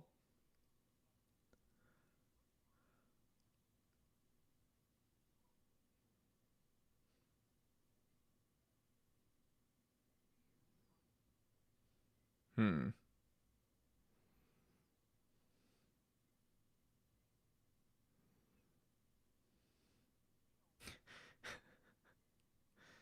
He's 6'4", you know that?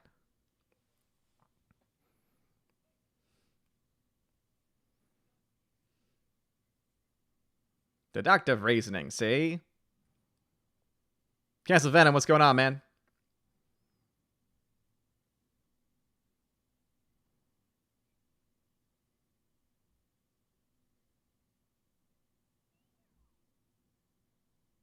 Jawohl.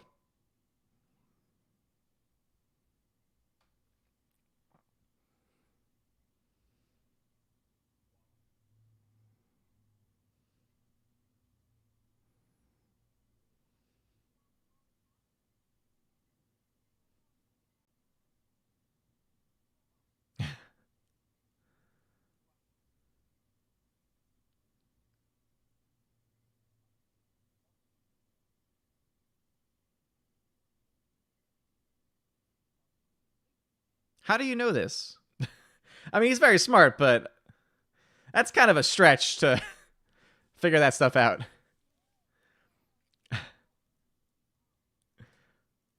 That's a little bit of a stretch. Exactly, Alexander.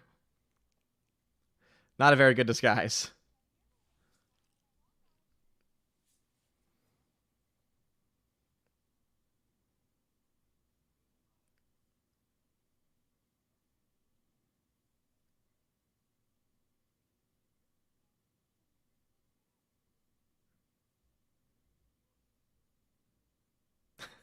We now know all of his weaknesses. Yeah, obviously Lex is a genius, but I don't know.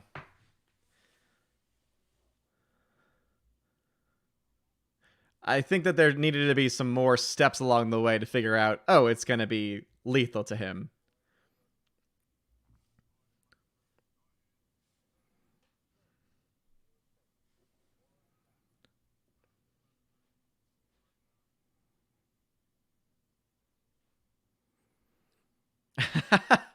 Just Joe 47. I guess he would have to be.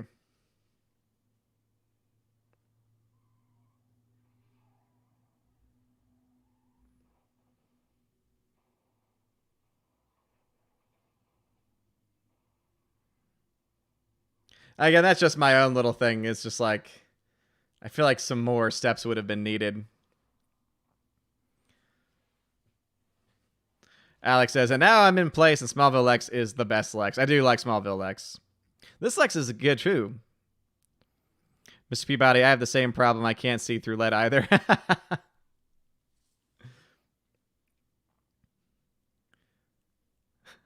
Oh, the Otis theme.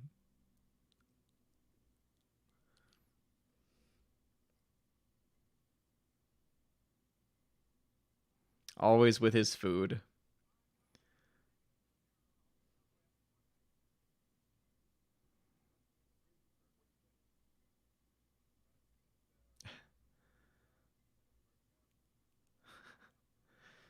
A chest massage and a mouth to mouth. This guy. All right, men, gather around.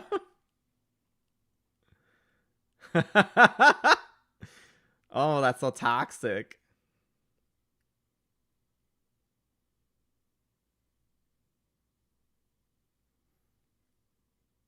Also, why would he send Otis to do this when he would be much better suited to do it?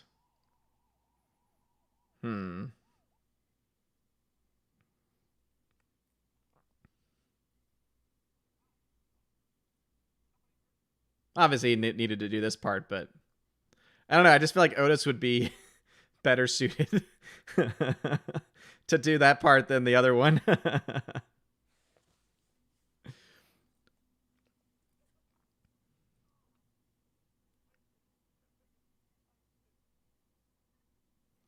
I did it, Mr. Luthor.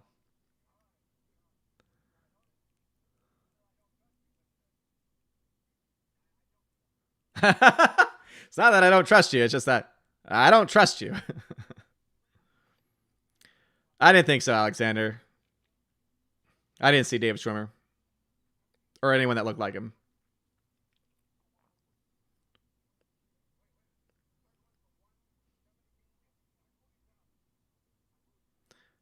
I wrote down Mr. Luthor.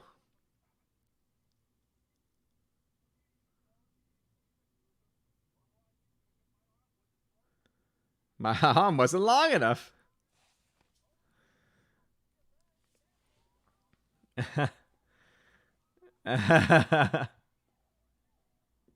Would you like to see a very, very long arm, Otis? Well, also, that answers my question as to...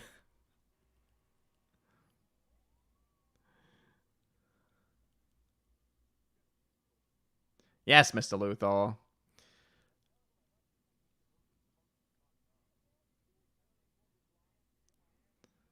Jablansky, I thought it was all locked off.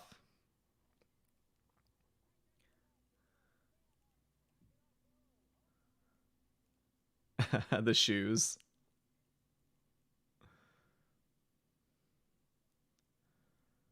Well, she's quite strong. Trucker Lex, yeah, pretty much.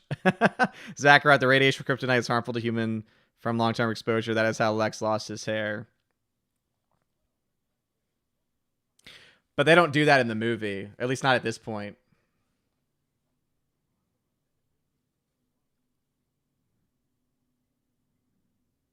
So that might be true in the comics. Again, I wouldn't know, but they didn't establish that in the film. Instead, he was somehow able to jump from one place to the other.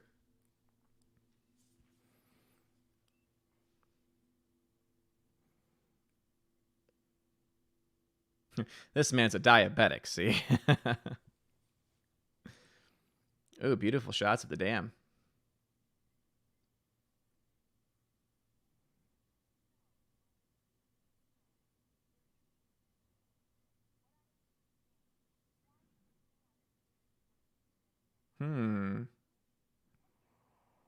Yeah, seriously, keep your eyes on the road.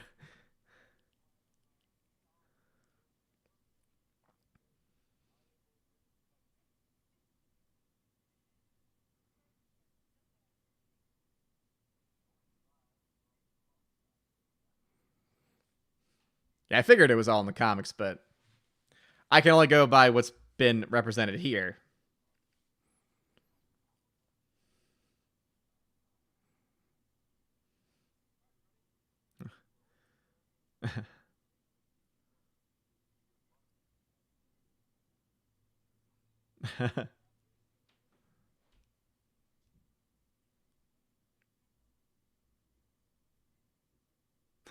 Have you seen Lois anywhere?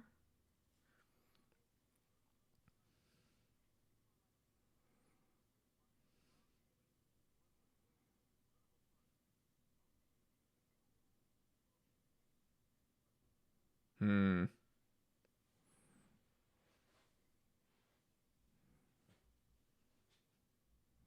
Exactly. In the film, he's already bald with all the damn wigs he's got wearing.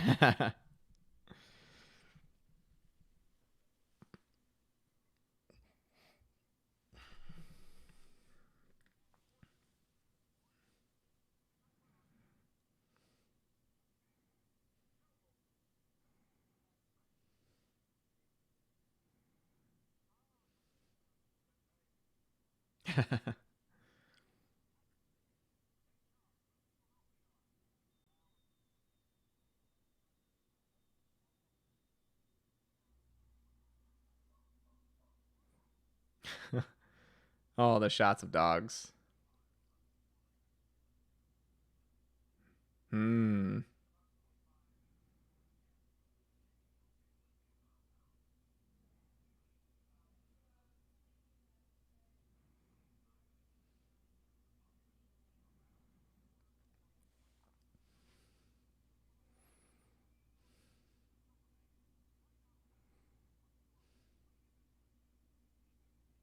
Hmm.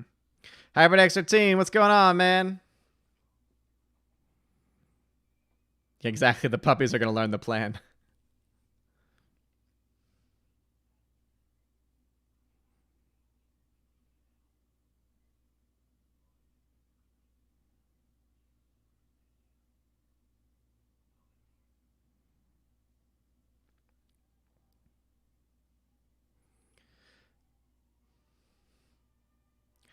How does that work? Wait, wait a minute. Wait a minute. How in the world does that work? Where his clothing can just melt away like that. It was already established that he has to actually change the clothes.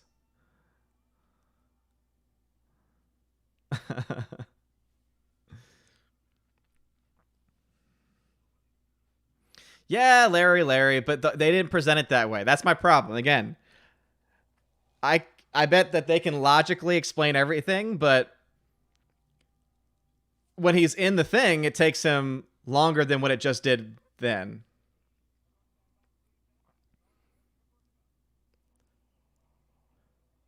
It's like for that one, he just touched himself and it changed. Must have been a cheap suit, yeah.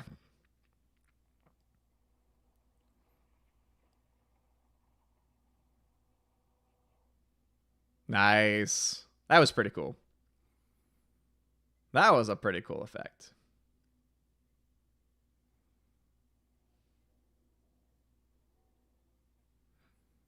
He's definitely coming, Mr. Luthor. And then again, how did Lex figure out that he can hear the same frequencies that dogs can hear? Again, there's just a lot of things that even the smartest person alive would need to know certain factors to figure that stuff out.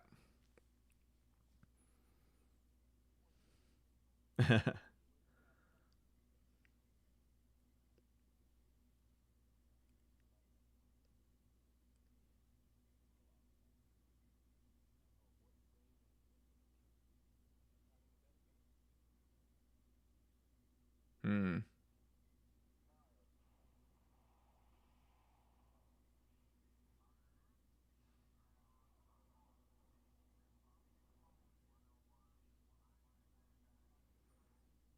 By causing the death of innocent people.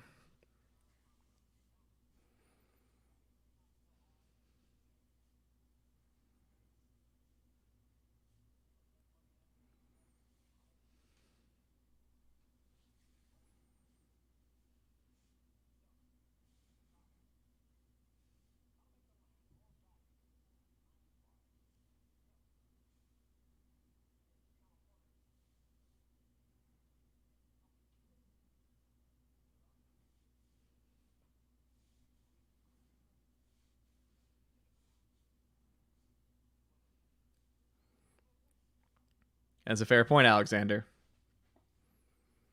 Kenny stands for truth and justice.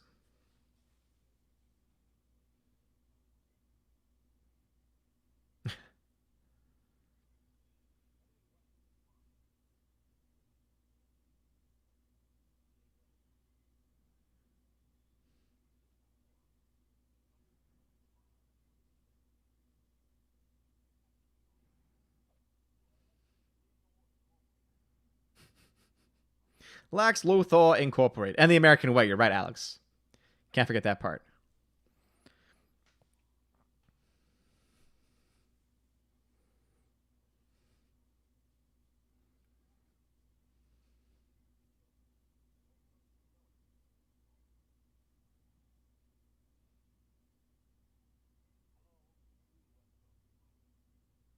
New West Coast.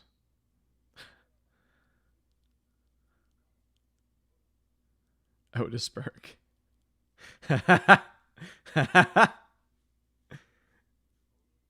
Otisburg.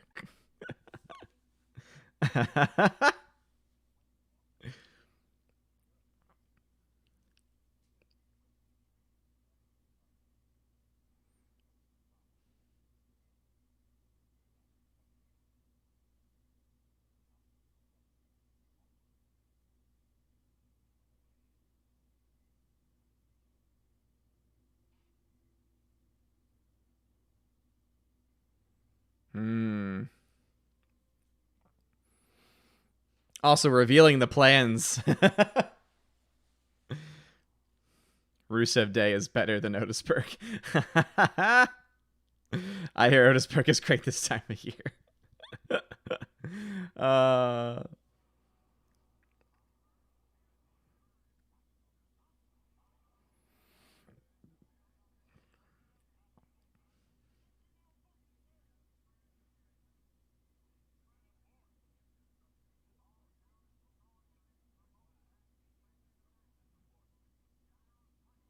oh. Function negative, sir.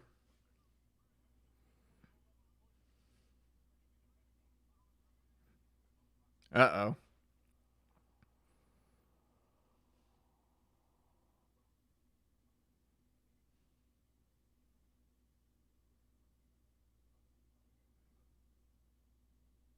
I bet I know what's in that chest. Ask McCarthy. Jeremy likes to wear his jorts in Otisburg.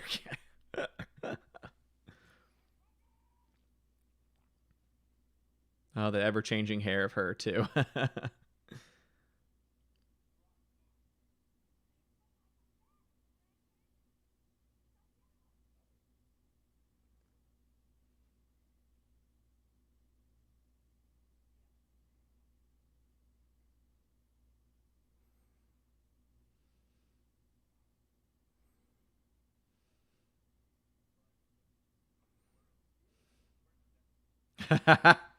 Nice.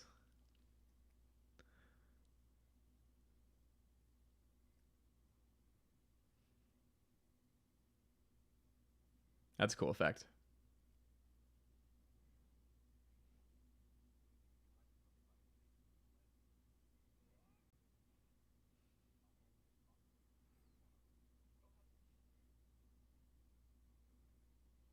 He did warn you.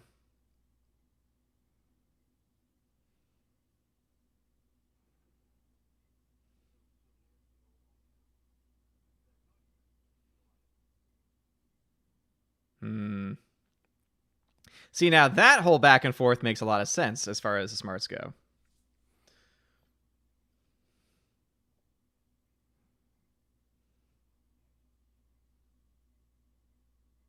Beanie Babies.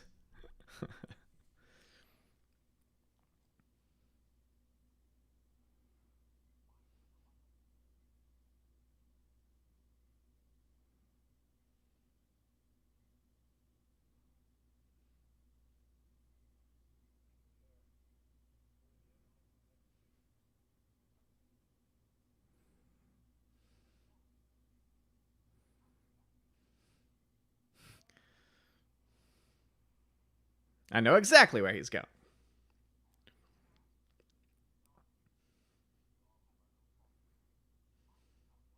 That's a great line. We all have our little faults. Mine's in California. He is still 6'4" and Jack. This is true. But it doesn't matter when kryptonite's involved.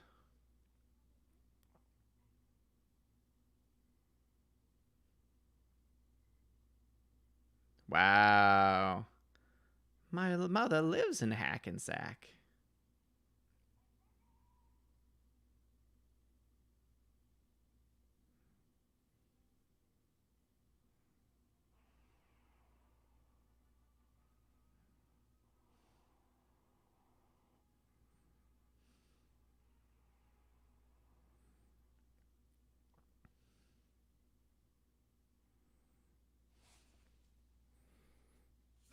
Canceled Venom.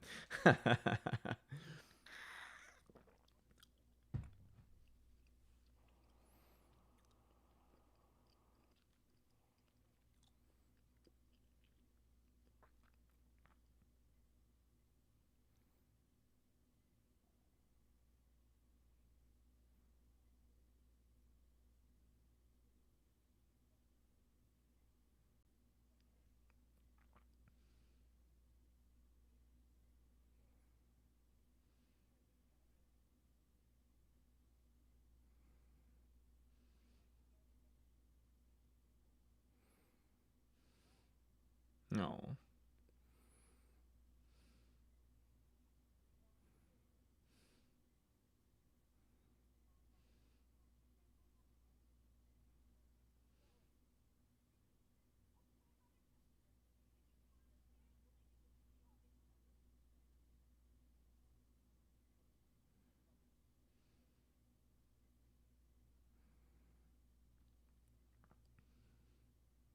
He did say he always tells the truth.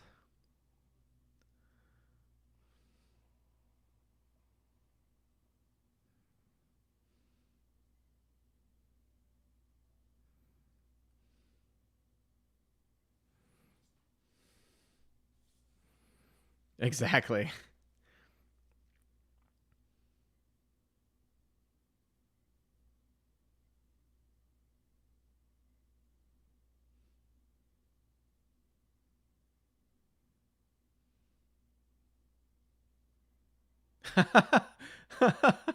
That was an unasked for kiss.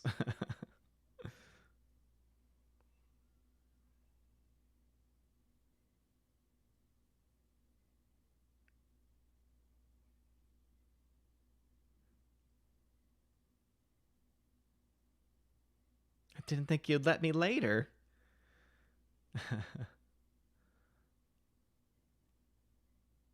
Oh, that was absolutely a hashtag he too.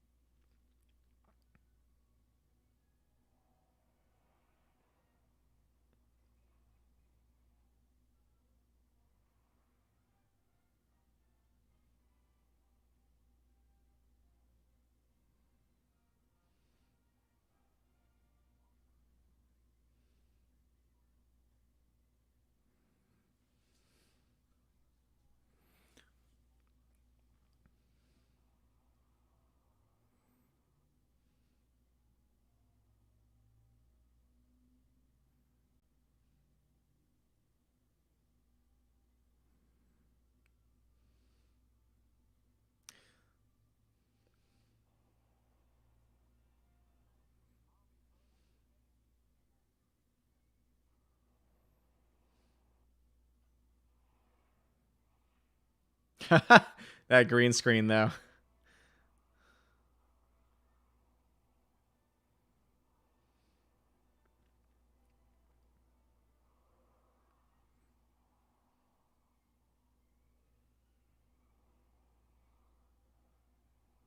You gotta be quicker than that.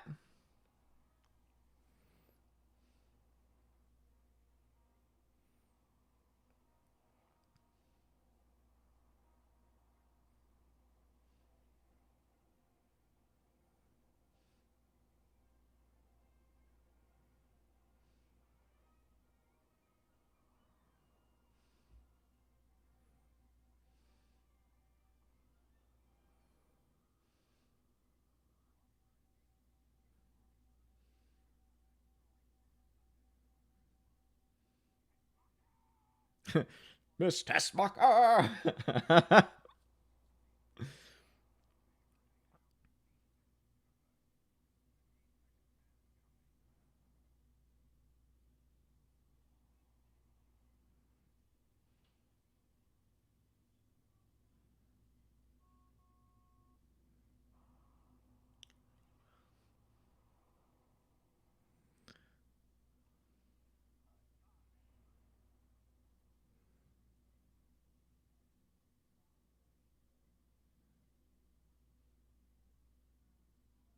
Hmm.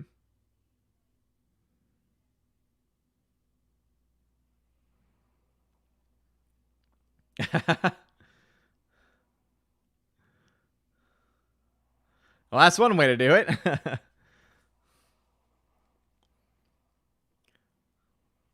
Ooh, explosions.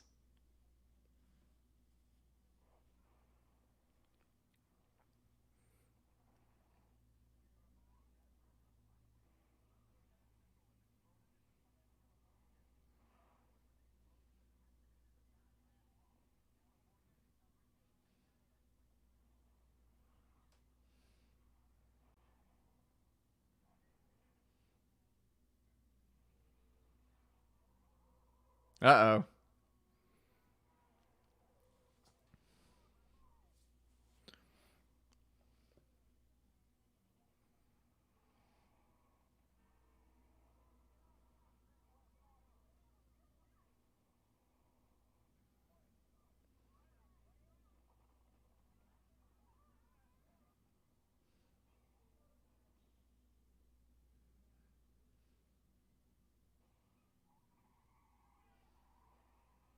Uh-oh. Uh-oh.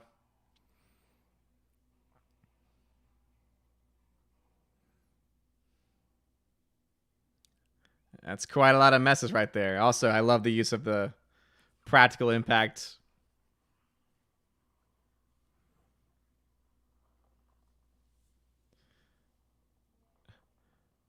Yes, that's how it works.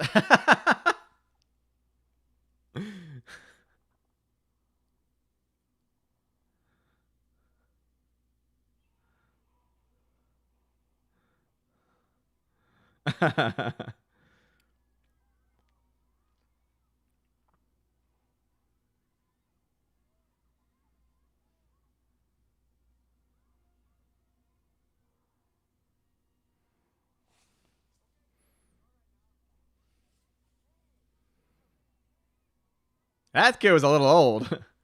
Hey, it's Superman.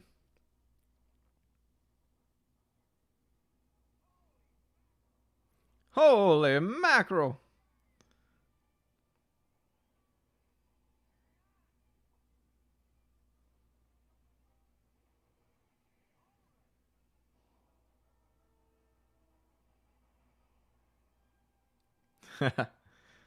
Nice.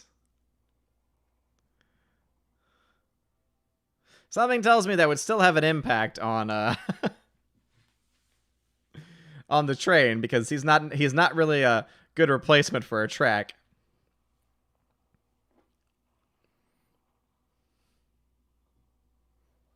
Uh-oh.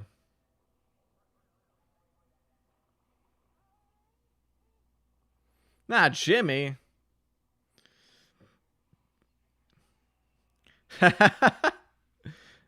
That is indeed super glue. You're right.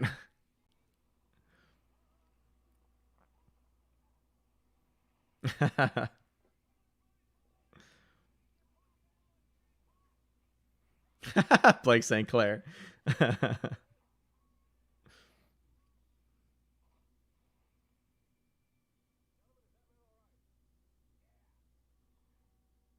Gentlemen, is that man all right?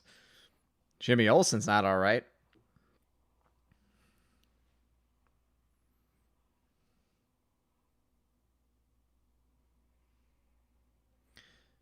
Jimmy needs the help of his brother, Marty McFly. I thought that actor looked familiar.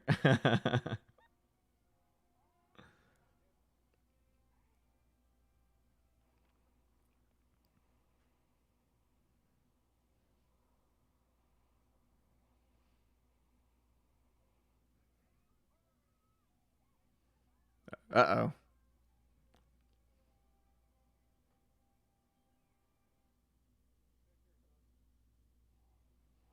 You're safe. Miss Lane will be driving by any minute, eh?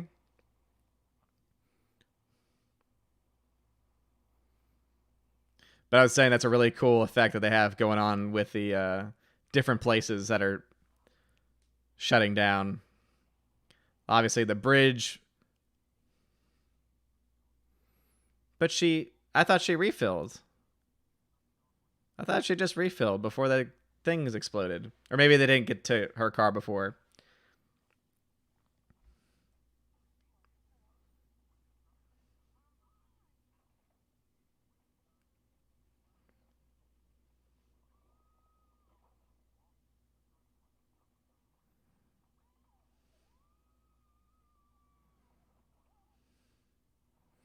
That's a really cool effect, though.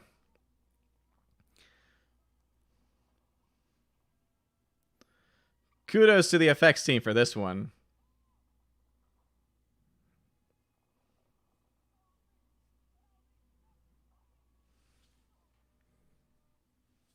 Yeah, but I thought that she had already gotten the gas before it exploded.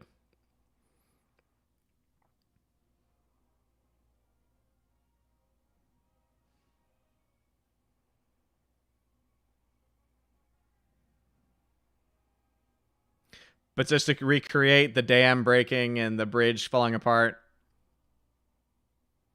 Oh, the use of models.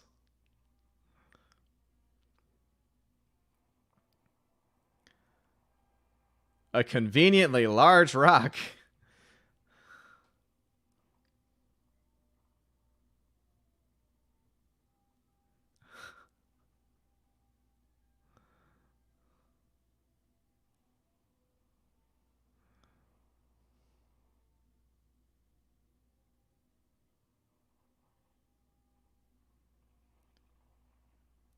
So Superman also has a degree in dam building, I see.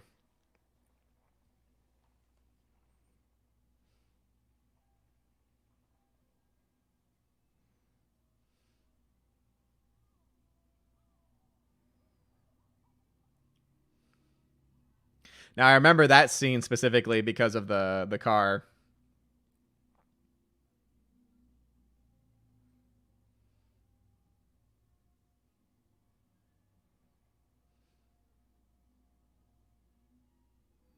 Oh, the model town. McCarthy. Superman can also do your taxes.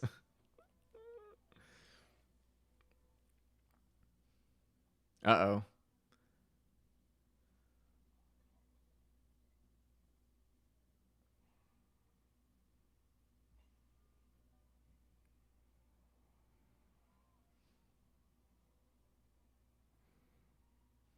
He forgot about one person.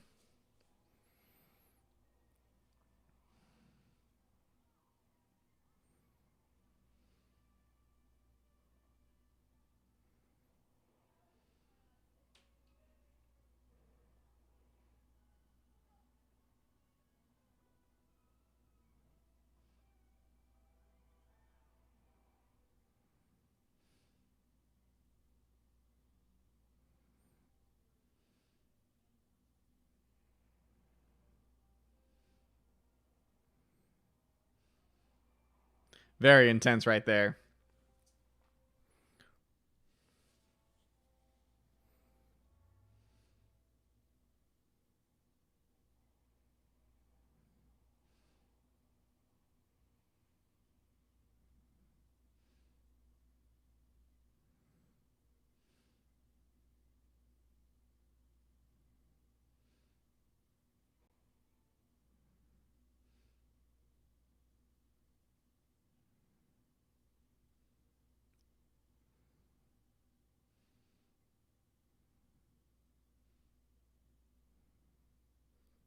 Don't forget the lesson of your father.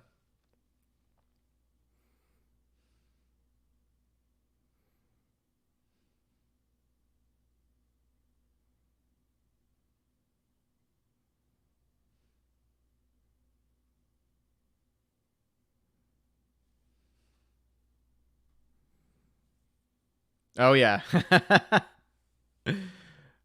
I didn't think it happened in this film. I thought it happened in like the second or third movie, but yeah.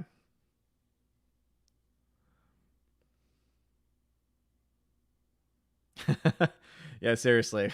Wouldn't CPR have been simpler before what he's about to do?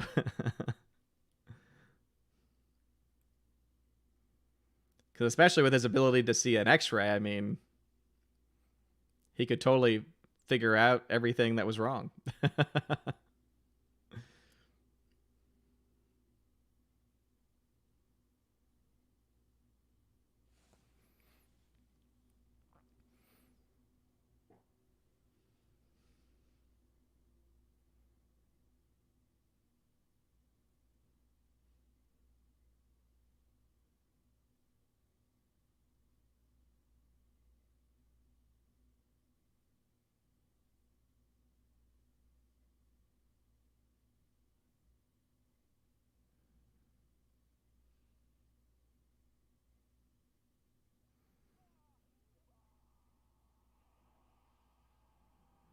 Oh, he's raging now.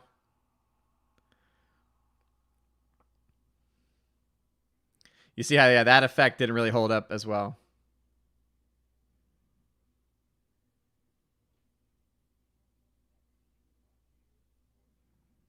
Hmm. It is forbidden.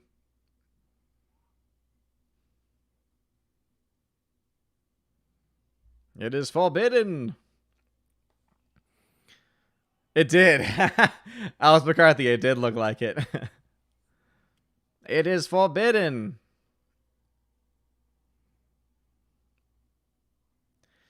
Ah, yes, this whole sequence. I will say the sound design on this is impeccable.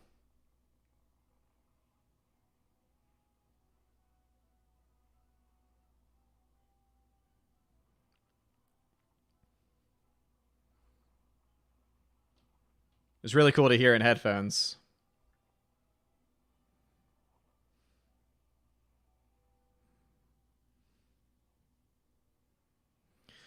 But yeah, this one effect though, it's like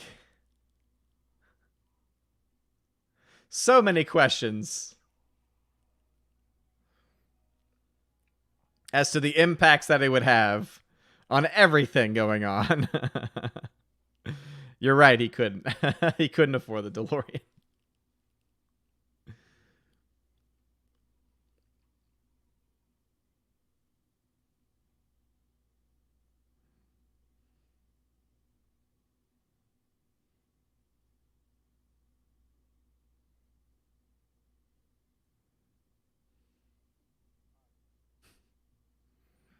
I just saved your life.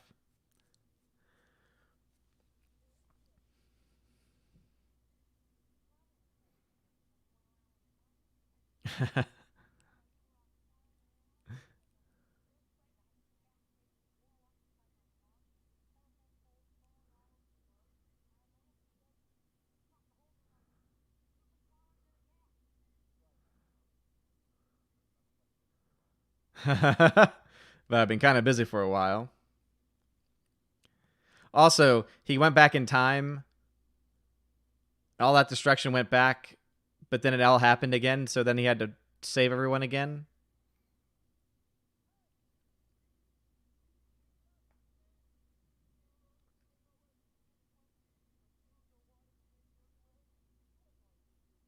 A lot of questions.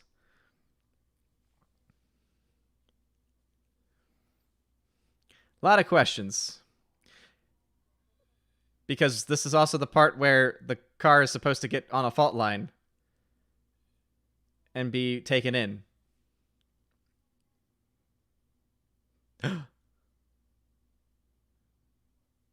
She's figured it out already?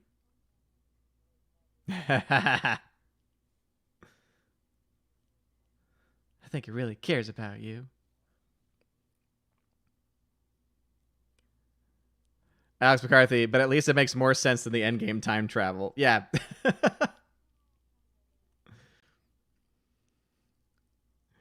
Blaise St. Clair, don't think of it as him flying to spin the Earth backwards. Think of it as a visual representation of moving backwards as he flies fast enough to break the speed of light to fix it.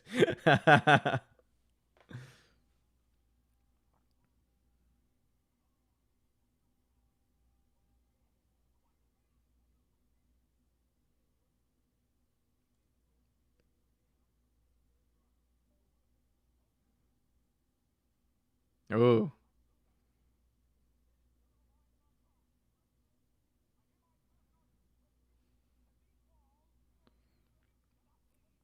Otis.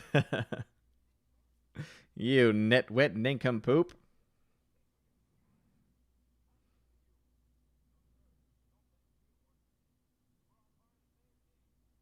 That didn't make any sense, Alexander.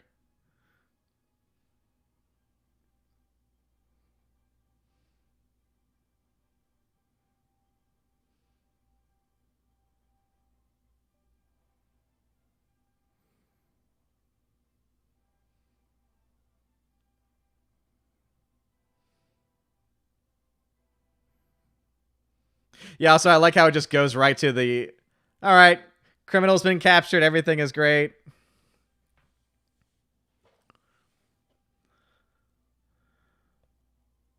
And then it ends. Okay. Interesting. Yeah, because he rewound time to save her. That's obvious. But then everything else got put back too. But then the time that he entered back in. So is it supposed to be implied that he spun back time to stop both missiles from hitting? But then that wouldn't work because the gas station still blew up. There was still an earthquake that they experienced, which means everything else had to have still have happened. And then again, he just flies away, even though we know that her car gets stuck because of an earthquake that's continuing on.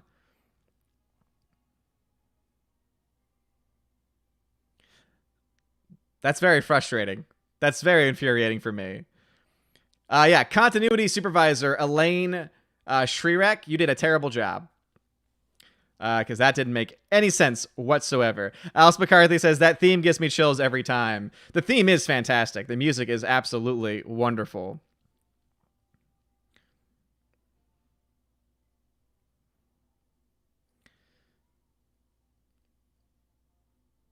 Doesn't matter, Larry. It doesn't matter if one explodes in space. Oh, okay. You're talking about for the... Okay, so talking about for the next one. But, okay, that... I'm still stuck on this one because that... that's about... Yeah, beforehand, someone made a comment saying that's not as bad as endgame time travel. That's about as bad as endgame time travel. And I would say it's even more infuriating because they could have...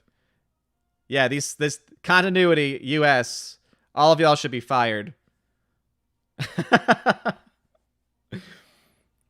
That is very infuriating. Peabody says, and the point that Lex said even with his speed, he couldn't stop both missiles, but he can fly enough to rewind time. Exactly, Peabody.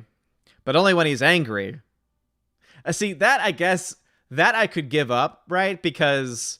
he was angry, and so he was going faster than he's ever gone before. Like, he's never tested himself. You could argue that point. But, I mean, again, if you're going to do that, if you're gonna go back in time, you at least have to make it make sense. No, G Monkey 76. That is a cop out reason. It's a comic book movie. Don't overthink it. No, comic book movies should also make sense within the universe that they've established. That's what makes a good movie. It's what makes a good comic, I imagine, too, is that the story has to make sense within the world that is established and built. If you start breaking your own rules and everything, then it's not a good story at that point. I just feel like there's something missing. Justice says, did you get my Streamlabs donation? I've been watching the movie the whole time, so I have not been paying attention to anything else. So I'll go ahead and stop that, so that way I can get everything back up and running. So, boom. That is done. Let's go ahead and hide the window capture. And let's see, Just Joe 47. Thank you for that $5 donation. So you donated an hour ago. Sorry. But yeah, when I'm watching the movies, it's all full screen, and all I can do is watch the YouTube chat. But thank you very much, Just Joe. I appreciate it. He says, here's some for the tip jar. PA Kent in Man of Steel. Now, son, don't save anyone's life. Just let them die. Keep your powers secret at all costs. Also, I suggest you give the original Rollerblade 75 with James Caan, or James Caan, I can't ever understand how to pronounce the name, a try. Well, thank you very much for the donation. I appreciate it. But yeah, Man of Steel versions, Clark Kent, it's just, obviously Father Kent. So there are some things in this movie that I thoroughly enjoyed, especially in comparison to the modern day additions in the DCEU. Like, there's a lot of things character-wise that I think are done so much better in this version than in Man of Steel. Great instance would be Jonathan Kent, right? But I'm sorry, I can't let it go. I'm sorry, I cannot let it go. Because to me, if I was a writer on this, I would have said, wait, why are we showing all of these different sequences of things going back if we're just going to break the time? Like, to me, it would have made more sense for him to go back in time and stop both missiles. Since we know that he could technically go that fast if he can go fast enough to turn the world back in time. Again, because here's the thing. People are going to say, but he's already going it back in time, and that's already an obscure concept. This is true. But again, if you're going to establish a universe, even if it's comic book where, again, people can fly and have superpowers, right? You still have to have it make sense within the story that is being constructed and within the world that is being built. Otherwise, it's not a good story. Otherwise, it has a major flaw. So, yeah, that, unless there is, so obviously, Larry, I know that you've got an extended edition, but something tells me that they don't actually address the severe problems that all of that just caused. Peabody says, so it would have made more sense if they showed him to stop the second missile. Exactly. Like, so if you're going to do that, okay, then he stops both missiles, and then boom, everything makes sense. But again, this is a problem in the writing, because if she had just had her car stop working, but didn't mention the gas station blowing up, then we can assume then that it never blew up. And so therefore it would never be a problem, right? Because the earthquakes never would have happened, because that one missile that hit California would never have hit in the first place. Then they could have, that would have made sense again within the context of the story that was established. But they didn't do that. Instead, they said, oh, he went back in time. We're going to show all these things going back, which he's still going to have to fix before he can get back to Lois anyway.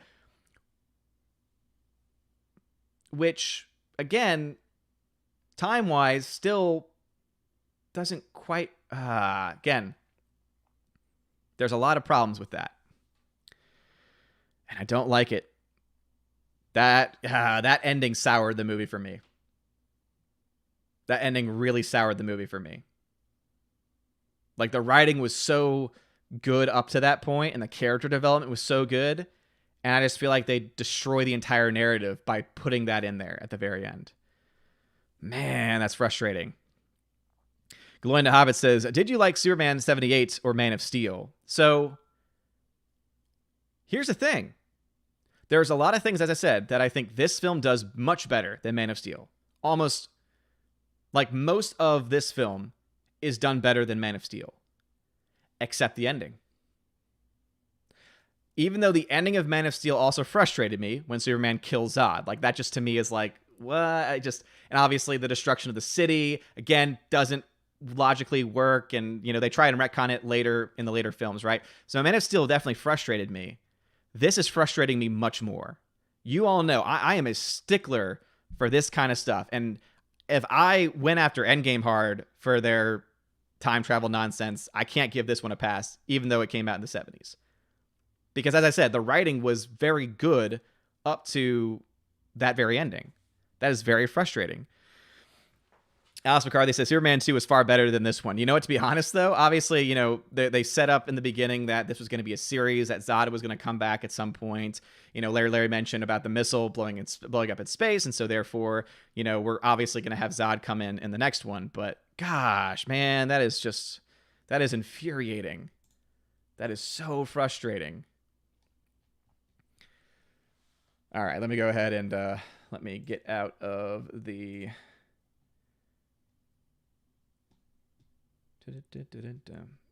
Get out of the Discord and pull the big chat up again. Let's see. Alexander says, Flash in the CW Arrowverse show is like this. Literally runs really fast around a lot of things. But you know what? The first couple of seasons, because I've seen the very beginnings of the Flash on CW, and for the most part, it's actually a pretty good show. Like in the very beginning for the first few seasons. I don't know what happened after the fact. Some people said that it kept up for the most part, but kind of also adds a lot of, political elements towards the end with the addition of certain characters over others. And so, which I can believe. And any show usually has writing that just over time just dips for some reason. It's kind of this weird thing that happens where they have an idea and so they know exactly where to start, but they don't know where to finish. But man, that's so frustrating. G-Mike76 says, I believe it had something to do with there being two cuts of the second film. Donner was filming both at the same time and went over and the studio got involved. Well, yeah, obviously, the second film is where the whole Donner cut comes in, but how does that fix this one? That's the question. Peabody says, probably had a time limit on the film runtime and what is missing ended up on the cutting room floor. Could be Peabody. And again, that's why I asked Larry, because Larry has the extended edition of this film, which has extra scenes. But it doesn't sound like it fixes it. For me, at the very least. Eric says, this is better than Justice League from 2017. In most ways, yes. Alice McCarthy, I guess the time travel only affected Lois. But again, that's still... that it doesn't, though, because they showed everything else getting fixed. Blake St. Clair says, this movie gets the character right. That's true. And again, as I said, acting is fantastic. Character development, fantastic. The writing, up until the very end also, was fantastic. The visual effects, for the most part, were very solid. There were some of the shots flying that I just don't think have aged as well. But, the two big problems with the logic of the film, obviously that first one that I noticed about Lois and the flying, like it's, again, logically not really working the way that it should. And then, of course, I mentioned also Lex kind of coming to conclusions a little too quickly. Like, again, even a genius has to have some information. And he had, with almost no information, was able to say, kryptonite. But even then, again, those are smaller elements that I can forgive. But this is a major plot point, a major part of the movie, and it just does not work. But you're right. They do get the characters right overall. But this ending of the film, I will say, has kind of soured the film. Someone said that Superman 1 and 2 were the same film. And again, I'm not saying that this is Richard Donner's fault, right? I'm not blaming any one person. What I'm saying is that the writing for this film, which was what was put out theatrically, does not make sense at the very end. The writing is not good at the end. It leaves a lot of holes and a lot of problems. And if I think Larry said that Superman 1 and 2 are technically one movie. Or they were, I guess maybe they were shot at the same time. I don't really know the history of it, but they're one in the same film, or they're meant to be a part of the same continuity as far as like the timing of it picking up right. I guess that what it means is it just picks up in the events right after the first film. But again, is there footage out there that explains this specific point about the time travel? Because if it exists, I would like to see that version to see what it says. If it doesn't, then it's a problem. G-Monkey76 says, the studio moved the time travel from the second to the first, changed the ending. So the time travel didn't exist in the first film. So then what happens with Lois then? As I said, there's a lot of questions that I have. But because all I can do, G-Monkey, right? All I can do is talk about what I've just seen, the version that I've seen, and talk about what I like and don't like about it, right? And so this version does not make any sense at the end. Does not make any sense. Larry says 1 and 2 were one film and then later split them up. So is there a supercut of this film? Of both films? That this one. So here's my question to G-Monkey, because Larry and G-Monkey seem to be the most impacted by this, or the most knowledgeable. Is the time travel problem that I'm having an issue with, is it fixed in another version of this movie? If it isn't, then the whole point is moot. It doesn't matter where it was originally. It doesn't matter, when it happens, like time-wise, if the same issue and problem that I've presented exist. Blake St. Clair says, conceptually, they were the same movie or a continuation on, but then Richard L. stepped in and muddled with it more. Yeah, obviously, studios can meddle with the stories. No question about it. Alex says, I don't recall it being fixed in the extended version. Okay, yeah. And the extended version is usually called like the director's one, right? Just Joe says, Soups saves Lois in the original cut, so Soups didn't need to turn back time or fly around Earth. The time travel ending was meant for part 2. Okay, all right. So in the original cut, is there a version? Do we have the original cut of Superman 1? Does that exist? Peabody, I remember seeing it as a child and it was good. You are overthinking. For its time, it was good. As I said, there's a lot of things that are good. But that ending, the way it's presented in this version, does not work. So, I'm not overthinking it. Here's the thing. I'm not overthinking. I'm just thinking. It might seem like I'm overthinking, but all I'm doing is saying, wait a minute. This is what's been presented, and this doesn't work. So, anyway, as they figure things out, let's go ahead and figure out what we're going to watch next. So here's the problem. So for this week, Wednesday, we're starting back at school, getting like professional development, stuff like that. Meetings at school start back this week. Obviously, because of everything going on with COVID, we have to get started back sooner than normal. So Wednesday morning, I'm not going to be here. I'm not going to be available. I was going to move it to Tuesday, but wife and I, doctor's appointment, obviously, that takes precedent there. So I'm not going to be able to do it Tuesday morning. Thursday morning is my Twitch stream like I normally do. So what I'm considering is probably doing the next AMM on Friday. So Friday morning, 9 a.m. Eastern time is right now the plan. Either way, we'll be voting for the next movie that we will watch, which will likely be on Friday. Alex McCarthy says, movies at school. They only watch a couple films in my class. I was supposed to teach a film. I was supposed to teach a film class this year. But because of everything with COVID, we have to keep classroom sizes to a certain extent. And because of that, a lot of electives had to be done away with. But I was going to be doing a religion and film class, which I was actually kind of excited to prepare for. But luckily, I was told earlier on, though, that I didn't need to. So at least I didn't like build up a curriculum or build up a lesson plan and then find out after the fact. And also it just means I'll have that one prep of juniors, junior religion. Frank says, Odin teaches a film class. I want to be in that class. Yeah, maybe next year. Could be for next year. All right, so I'm looking for recommendations. So there's 2 criteria mostly needed for the recommendations for the next AMM. One, it has to be available via streaming service so that I can show it through Discord, or I have to own it. So those are the 2 things.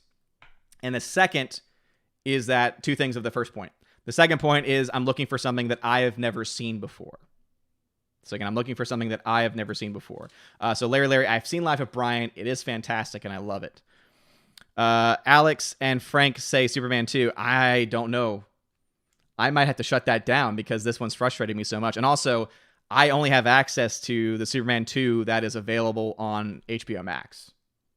So I don't know if y'all are talking about the, whatever cuts. Peabody says, by then you'll have Soylent Green. By then you'll have Soylent Green and the package which arrived in New York last Friday. It's on holiday. Gotcha, Peabody. Gotcha. All right, so someone recommended Superman 2. I'll write it down because, again, y'all are here. Y'all are awesome. Y'all have been supporting. Please smash the like button if you can. So I'll let you have your say. Larry says, Patton. I don't own Patton. Is it available on a streaming service? Tag me, Larry. Mr. Roy says, Batman Mask of the Phantasm. I've never seen that on Netflix. Mask. Be the first animated one we did. Mask of the Phantasm. Okay. So HBO Max for the first one. That one's on Netflix. I like that. Frank says, should have your packages today, I think, at the P.O. Box. Cool. I might be able to make it today. If not today, then tomorrow. Alex Bradley says, Superman 2 is far superior to 1. Even the theatrical? Because doesn't that one have the Donner cut? But people, I guess I've heard people say the Donner cut's not as good. Interesting. Eric says, Jumpin' Jack Flash from 1986 is on HBO Max. I've never seen I don't think I've even heard of Jumping Jack Flash. Peabody says Benji.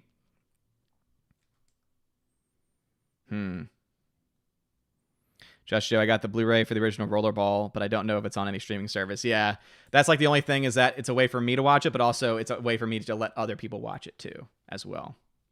Alex Carly, even the theatrical is better than Superman 1. Oh, damn. Cool. Peabody, what's Benji available on? Or is that a film that I should have by Friday?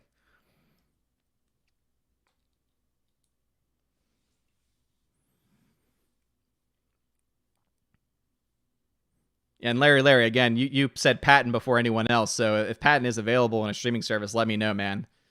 Because that's another film that I've never seen. Blake St. Clair says, do you have or have you seen As Good as It Gets? I suggest it because I want to know if you think it's in danger of maybe disappearing. I have seen it. It's great.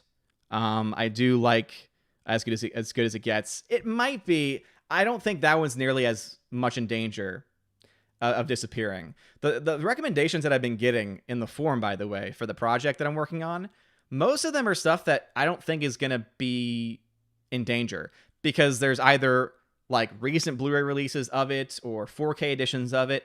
And that kind of stuff, because you have those releases, means it's going to be a lot harder for that to go away. There's other things, though, where they're out of print or they are very limited in quantity. And that's the kind of stuff that I'm looking for mostly. Or it has something that in the public has already been talked about as being eventually erased completely. Peabody says, Disney, Benji, The Hunted, can't buy the filmography. Tina says, Whoopi Goldberg's and Jumpin' Jack Flash. Well, that was, I think, before Whoopi Goldberg became terrible. So, I'm not getting any. So, I'll put Jumpin' Jack Flash because that's the only one that someone has been able to confirm was on a streaming service. And I do need to go. So, Jumpin' Jack Flash. And that's HBO Max. All right, so those are the 3 that y'all can vote on. All right, so the options are Superman 2, Batman Mask of the Phantasm, or Jumping Jack Flash. So go ahead and make your official votes now. So it doesn't matter what you've said before this point. Put your official votes in now, just putting the title of the film that you want us to screen. Again, this will be on Friday, most likely. And if for some reason Friday doesn't work, then it'll just be on next Monday. All right, Alex McCarthy says Superman 2. We got one for Superman 2, one for Batman, Mask of the Phantasm from Blake St. Clair. G Monkey says Batman. Peabody says Poo Poo Bum Bum. What? Mr. Roy, Mask of the Phantasm. Frank says, I have Disney Plus, so if something is... I have Disney Plus too. So Just Joe says Batman. Tina Bojan, Superman 2. I'm sorry, man, Peabody. I don't think it was going to get the votes anyway, to be honest, but that was not confirmed beforehand. Frank says Superman 2. Gotcha. All right, right now I've got 4 votes for Batman and 3 for Superman 2. And the other film available is Jumpin' Jack Flash. So this one might have to be put to a vote between Superman 2 and Batman Mask of the Phantasm. Zachariot says Batman. So that's 5 versus 3. Peabody says Superman. Obviously, yeah. Peabody then put the 2, and I'm like, well, I'm not rewatching this one, so. Oh, man. All right, has anyone else not voted yet?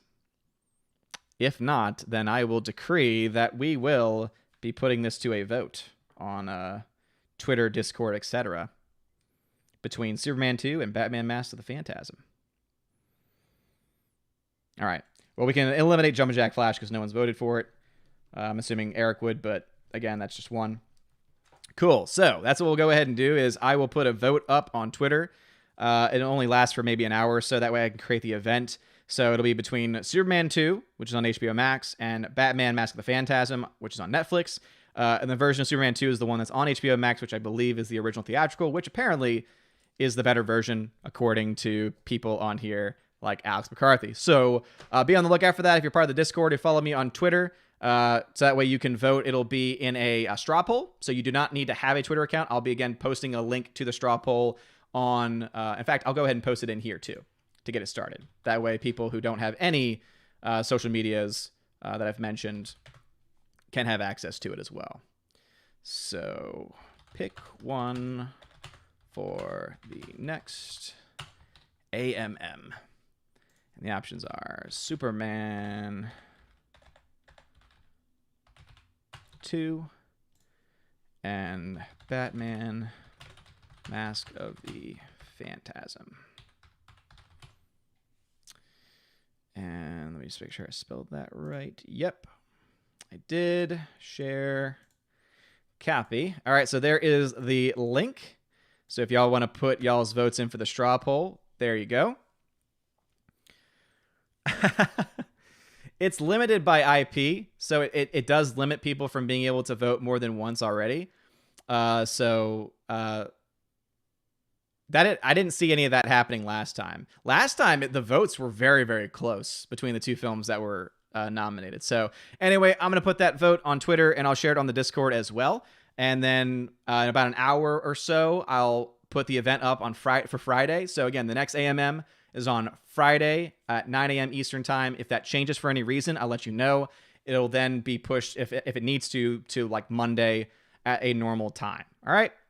So anyway, I just want to thank everyone for joining our stream to watch. So everything else should be normal for this week. So the Tuesday evening stream should be normal. The Thursday morning stream on Twitch should be normal as well. The only stream that's being affected is the normal Wednesday AMM is being pushed to Friday instead at this point in time. But before I head out, I need to shout out my YouTube members. Again, it's a part of the perks. If you are a $5 or up backer on YouTube specifically, you get a shout out during every live stream at the very end. So a shout out to Orange Chat Reviews, Bruce, Adam Avery, Latino Slant, Larry, the Bosco 2000, Twirly Wolf, Aiden Vickery, Jay Stowe, and Kamikaze. Thank you all very much for being my YouTube members, and also someone that I need to add to the end credits for Patreon. We do have a new Patreon supporter, and I now have 2 priests actually supporting me on Patreon as well. So let me shout out, let me make sure I get the name right. So a shout out to Father Damien Cook for becoming a member. I'll have to message him to get him into the Discord because he is at a level where he's eligible for giveaways. So anyway, thank you all so very much for being here this morning. Please smash that like button before y'all go, and I shall see you, hopefully, on the Tuesday evening show. You guys are all amazing, beautiful people. Have a wonderful day. And as always, God bless. And now a huge shout out to all of my Patreon members. Albertus Magnus, Animation Commentator, Brian P., David Bobrizik, Dion, DivX, Enrique Evangelista, Father Christopher Miller, hail to you, Father, Frank the Tank and the Shawhan Wiener Dog Clan, Harold Francis, the Honker Chonker Funky Monkey, Inflamed Wood, Intertrap Productions, Jason Clark, Jacob Juice, Jeffrey Toon, Jonathan Carney, Kenneth Camille, Lady T, Laura Story, who is the modern Major General, Mad Mitch Dunaway, Mike Jackson, Mr. Peabody and his evil twin with the beautiful hair, Orange at Reviews, Outpost Dyer, Out of Step with Reality, Riff Magos, Rosetta Allen, Steve Glasker, Teresa Martin, Theodore Bendon, Tina Bojan, The DJD Show, and Tina B. Thank you all for being my Patreon members, and a huge shout out to my Subscribe Star members, Stand For, John B., Perpetual Punster, Robert Revo, Mr. Roy, Glinzer, G2 Cool 99, Darkstar 57, Alex McCarthy, or J. Alex McCarthy Jr., US 888209 Fast, Dean Heiss, Harold Francis, J. Rod the Beer Guru, Nevadan G. Adams, and ZK Man. Thank you all so much.